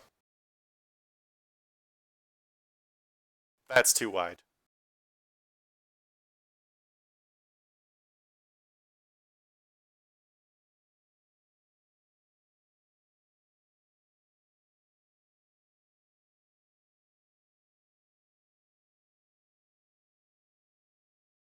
Okay, well, it looks like they're done.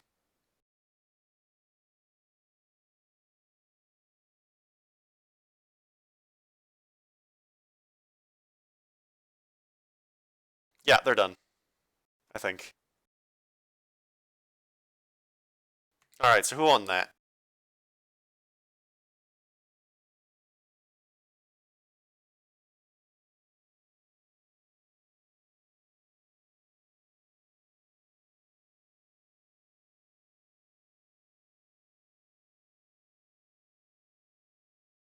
Okay, play ball. Play ball won that match 2-0, which means up next we have winners finals, actually. We have Blades LB2 versus the Samo Camo in a 1-3 bout.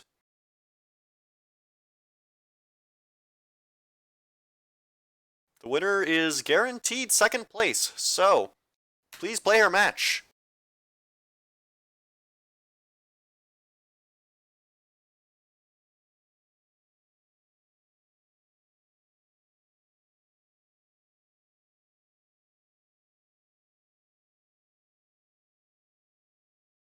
They're in.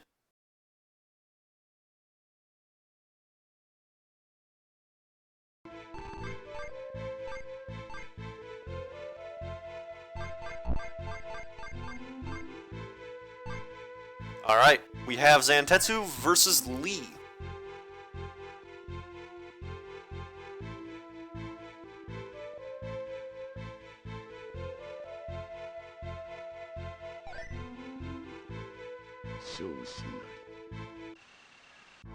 Alright, this is a pretty explosive matchup. Oh, Blades is on Speedly. This should be really good.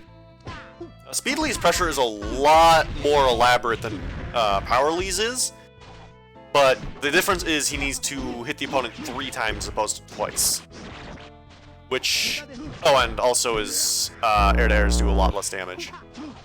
Which isn't as important in the Zantetsu matchup, because you don't really want to contest him in the air too often. Since he's got Dive Kick, which is just going to lead to Kunais, and that's going to do a lot more damage than Lee could ever dream. But Blades is doing a pretty good job of for himself here with these air-to-airs. Alright, Samo Camo still closing it out with cross-up into Kunais. Oh, the Fight Gate salute, and the crash. Oh, joy.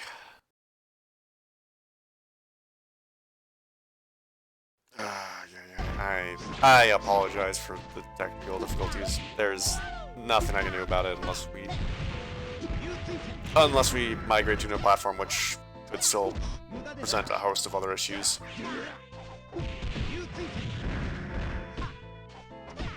Yeah, blame SNK and the lack of lobbies in the Steam version. But back to the match here.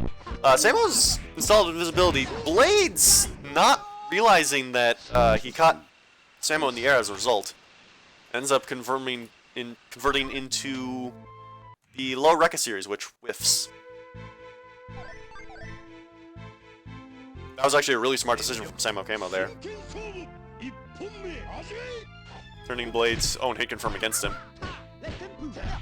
Alright, this leaves himself a little punishable, and Samo still drops the combo, allowing Blades to follow up with the punish of his own. It's the anti-air after dodge. It's the overhead, converts off of it. That's for breakfast. A lot of 2Cs. Or, actually, I think that one's 2A. Yeah, that's 2A. Alright, goes for another overhead. Samo blocks that one. Also, a really common mistake I see is that a lot of people surprisingly try to react to the audio cue on Lee's overhead. Don't do that. The audio cue comes out after he hits you. It physically does not work.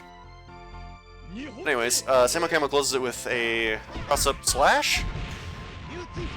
Blades getting a jumping into... I don't know how you call that. I'm tired. Blades getting some solid follow-ups here on these strings. Gets the deflect, goes for Fandango, but drops it. Samo Camo punching with a launcher in the air grab. Leaves Blades in desperation though, so he can now do a DM confirm as shown there. And Blades closes it with a mid into this is Speed Chain, I think.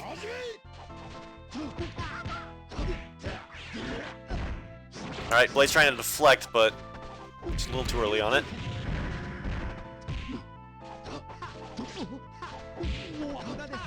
Alright, good air there. Samo Camo with these tech chases though. Not letting Blades breathe.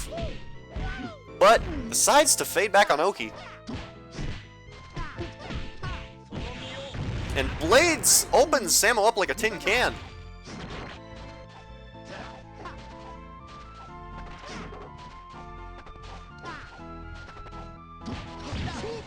Ooh, and Samo Camo with a dirty double overhead. Barely taking game 2. This is best of 3, so there is one more game for Samo to win. We could have as many as 3 more games if Blades makes a comeback.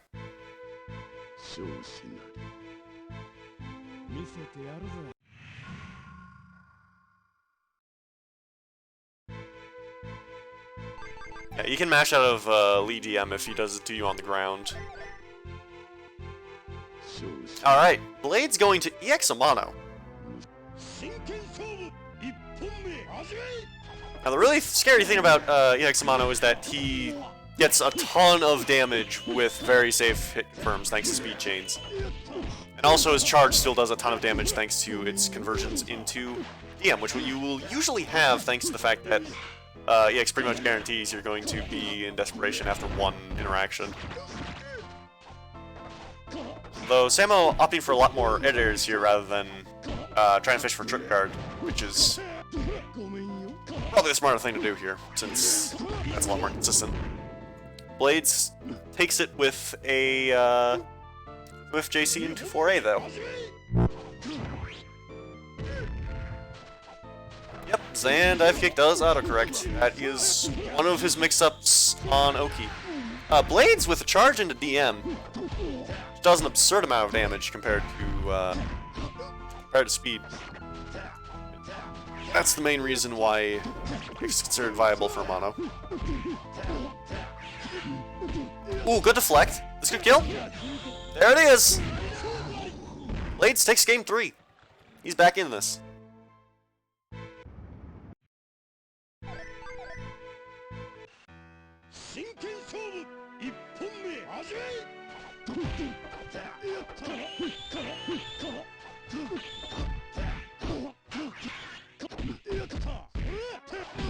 Alright, Blades with a good confirm there. Is the OTG. Samo opening him up with a low, but not committing to the rest of the confirm. There he just dropped it. The stage does have some slowdown. So you might have just been early. Alright. He kunais and gets the cross up. Samo's now on set point. Alright. Guard cancel from Samo. Converts into air throw. And that right there is an example of why you'd want to go for the second hit of deflect. Zantetsu actually does get quite a bit more meter build off of it. And there's a very difficult yet optimal conversion off of it for damage. And oh my god! Samo already opening up Blades! Takes the game! Set, rather. I guess both, but you know what I mean.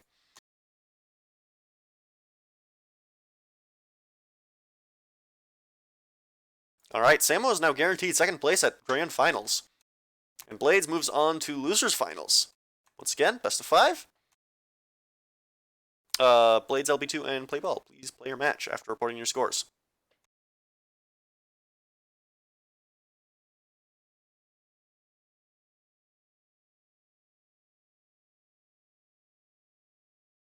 Yeah, that was a good set.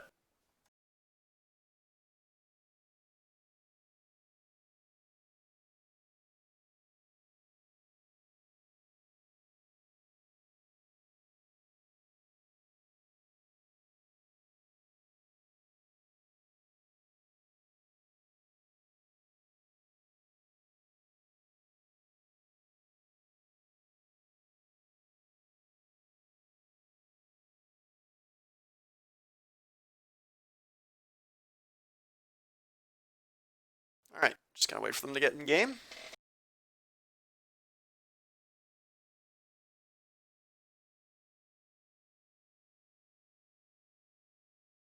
There they are.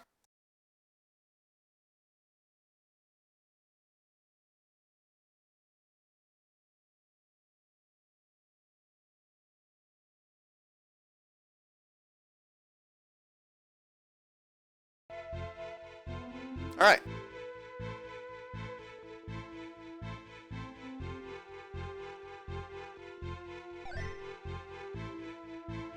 We have Speed Amano versus Speed Lee.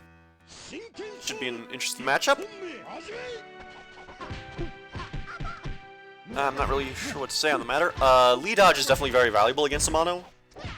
Because a lot of Amano's buttons are very unsafe on whiff, but safe on block. So, after the dodge, you can usually punish them on reaction with full combo, even if you're letting the iframes draw out, which that's not usually a great idea though, because then you're opening up yourself to be punished by Amano. And oh my god, Blades with just 4A into DM. Playball gain a speed chain into charge though, closing the ground. Alright, Playball with the deflect, gets the Fandango. Goes for the launcher, gets the DP, goes for breakfast. JC, and baits the deflect beautifully. Blades with wake up flash kick though.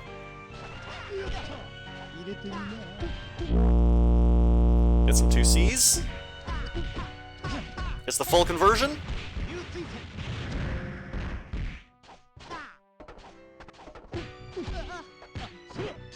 Alright, but Playball with the tick throw, taking game 1 regardless.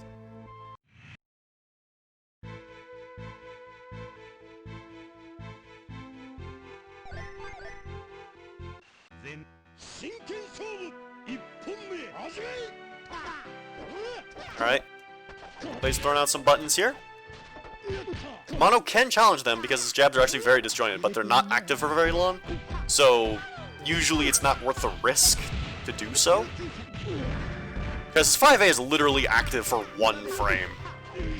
So it's not the best idea to try and throw that out as a counter poke.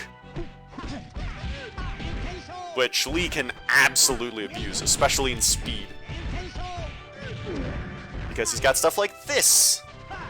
Reset City. Ooh! Good awareness from Playball to mash out of that and avoid the chip.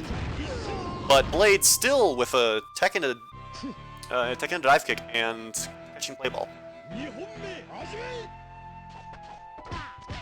Alright, gets the JC. Playball blocks the full string, gets the confirm.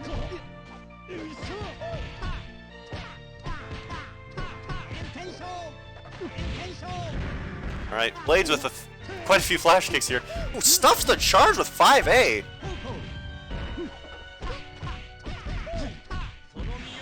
And Blades almost closes it with super. Playball gets the throw, he's back in this. Gets the deflect, gets the Fandango! Oh, nope. Went for 5A first, but still manages to open up Blades halfway through. Tries to air deflect the dive kick and ultimately gets slapped for it. Blades takes game 2.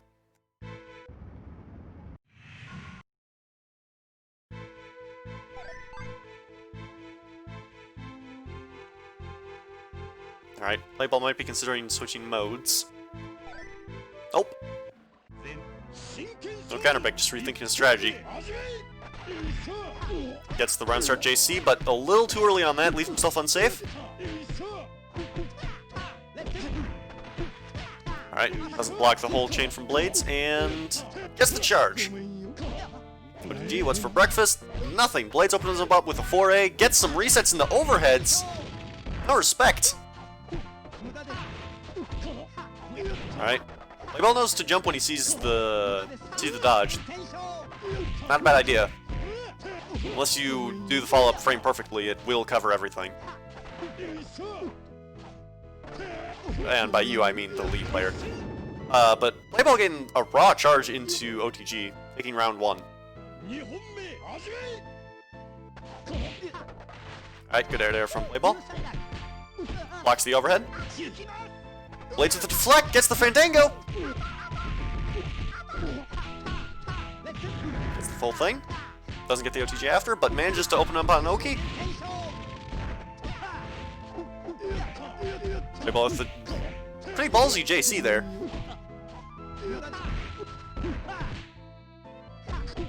Alright, stare down. But he gets it overall and takes it with a charge. Still anyone's game. Blades trying a little too hard to contest the Mono JC. Mono JC is one of the most disjointed air-to-airs in the game, and Lee infamously has a lot of hurt boxes snitched on everything, so that's not typically advisable. But if Lee is above a Mono, that's when it'll start working, so that's not a bad idea considering how much damage Lee gets off of an air-to-air. Alright, play ball with Queen B. Placing in the overhead, gets the follow-up. Yeah, you do not want to attack. You do not want to attack Lee's overheads because he can just attack JC you with charge and either meet you or automatically cover ground tech.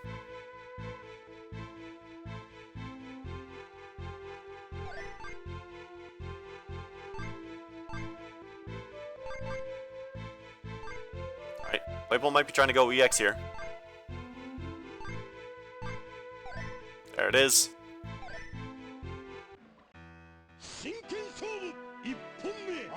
Might have something in mind with this counter pick. But now he's got to win 2 games with it.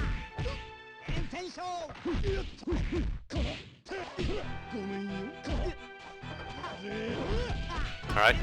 Whiffs the feint, and Blades punished with a full confirm. Gets the overhead.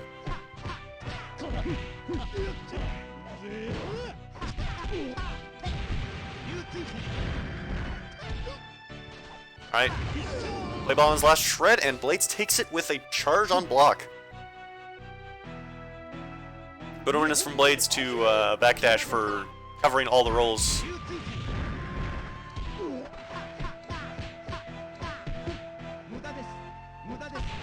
Alright, Blades try and feint out play ball with some dodges, manages to get it, and comes up with some really crazy lows. These pressure never ends. Play ball caught jumping. No escape from that, and Blades takes it with a perfect. That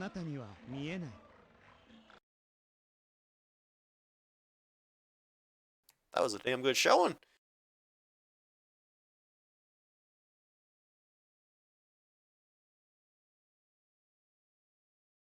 Alright, we're now moving on to Grand Finals with Blades in losers and Samo Camo in winners.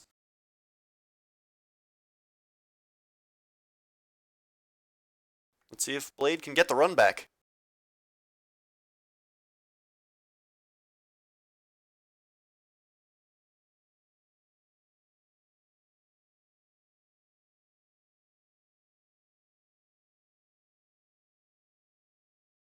Alright, they're in.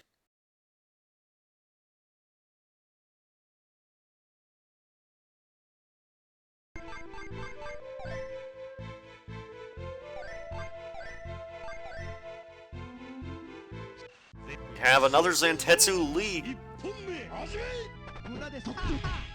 Alright, Blades got Samo pushing buttons. That was a 2-frame window. Alright, gets the follow-up, gets the reset afterwards. Yeah, against a good Lee, it's usually more advisable to try and block high if you don't know how to react to his overhead. Because if he's hitting you low, he probably just dropped a combo. If he hits you high, he's going for a reset, and he's ultimately going to get a lot more damage. Alright, Samo making these trades count with the kunais. But Blades calmly walks up, blocks, and gets the throw afterwards. Taking round 1.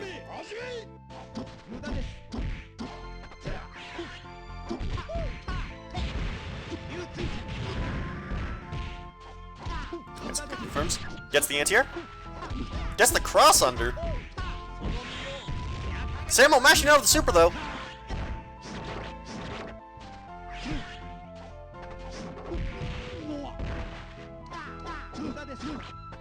Alright, some pretty interesting decisions from both of these players. Both just plain footsies at this point. Blades with the double overhead. Goes for another one. Samo, once again, failing to block. Blades takes game 1.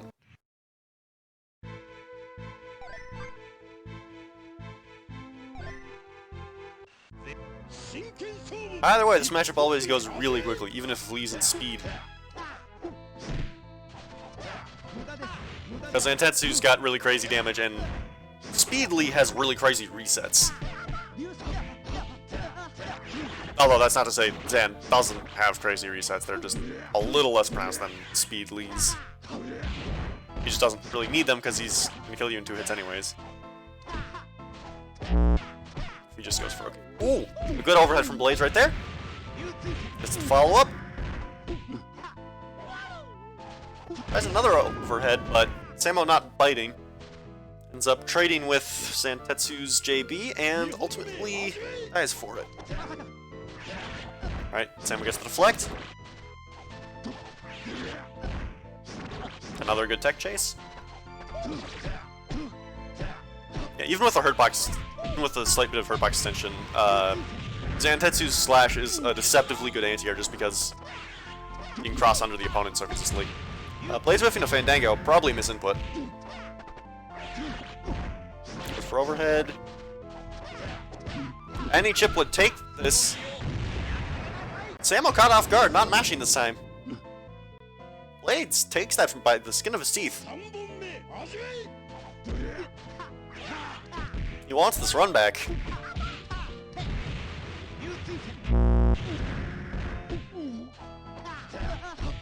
Alright, Samo catches Blades going for a tick throw.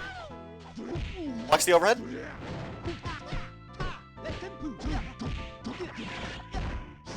Alright, confirm from Samo. Blocks the flash kick, but doesn't get the punish. Blades going for a mix-up. Samo just guard canceling out of the Fandango.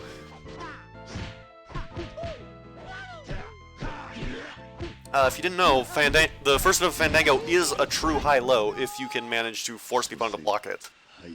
They both come out on the exact same frame.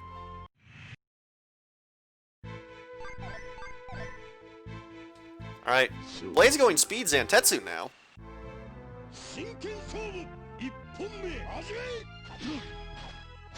Alright, from what I understand, Power Zantetsu is usually the aggressor in this matchup because they have generally better damage output, but if the Speed Zantetsu finds a chance to counterpoke something, they can usually convert it to even crazier pressure than Power Zantetsu normally can, which is a horrifying notion, and as a result, usually it's advisable for the Power Zantetsu to play a bit more aggressively. Alright, Blades getting the wall bounce and OTG. Not quite as brutal as Power Zantetsu, which is the main reason why Speed is considered the worst of the two. But Speed also has style like... We're gonna see it right there. Yeah, Speed's got a lot of really consistent Fandango confirms, so if you've got meter, that's really scary. Anyways. Yeah, Speed Zan has DM into Fandango. None of Zantetsu's modes are bad, and there's definitely reason to play Speed over Power. It's just Power is generally more effective because you can be positive that any 4 hits will kill thanks to how broken kunais are in that mode.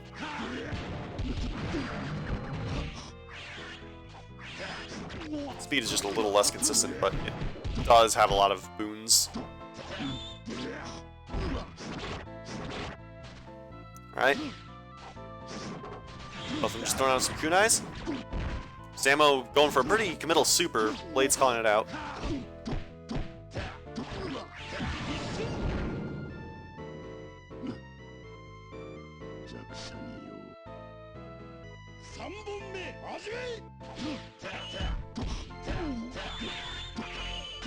Yeah, the fact that Zantetsu's DM hits high is super huge for Speed.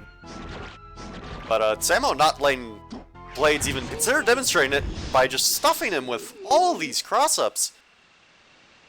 taking game 2 with a perfect.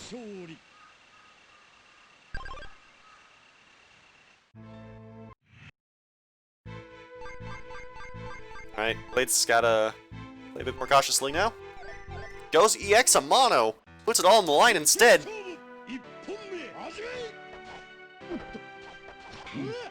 Alright, gets the air deflect.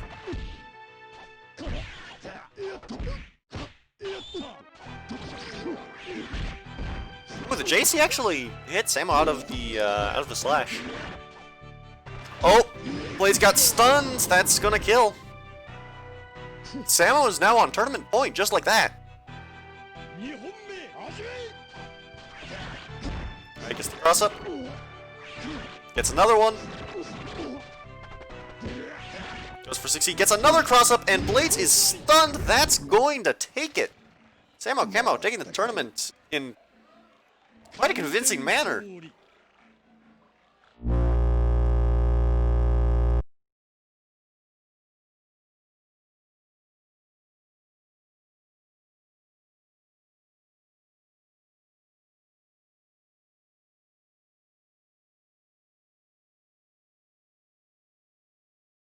Alright.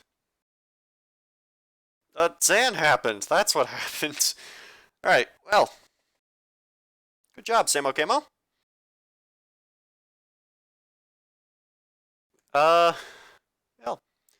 That's the end of this week's tournament. That's a good showing. We finally figured out why Fightcade wasn't behaving, so we can account for that next week, and I hope to see you all there. Good games.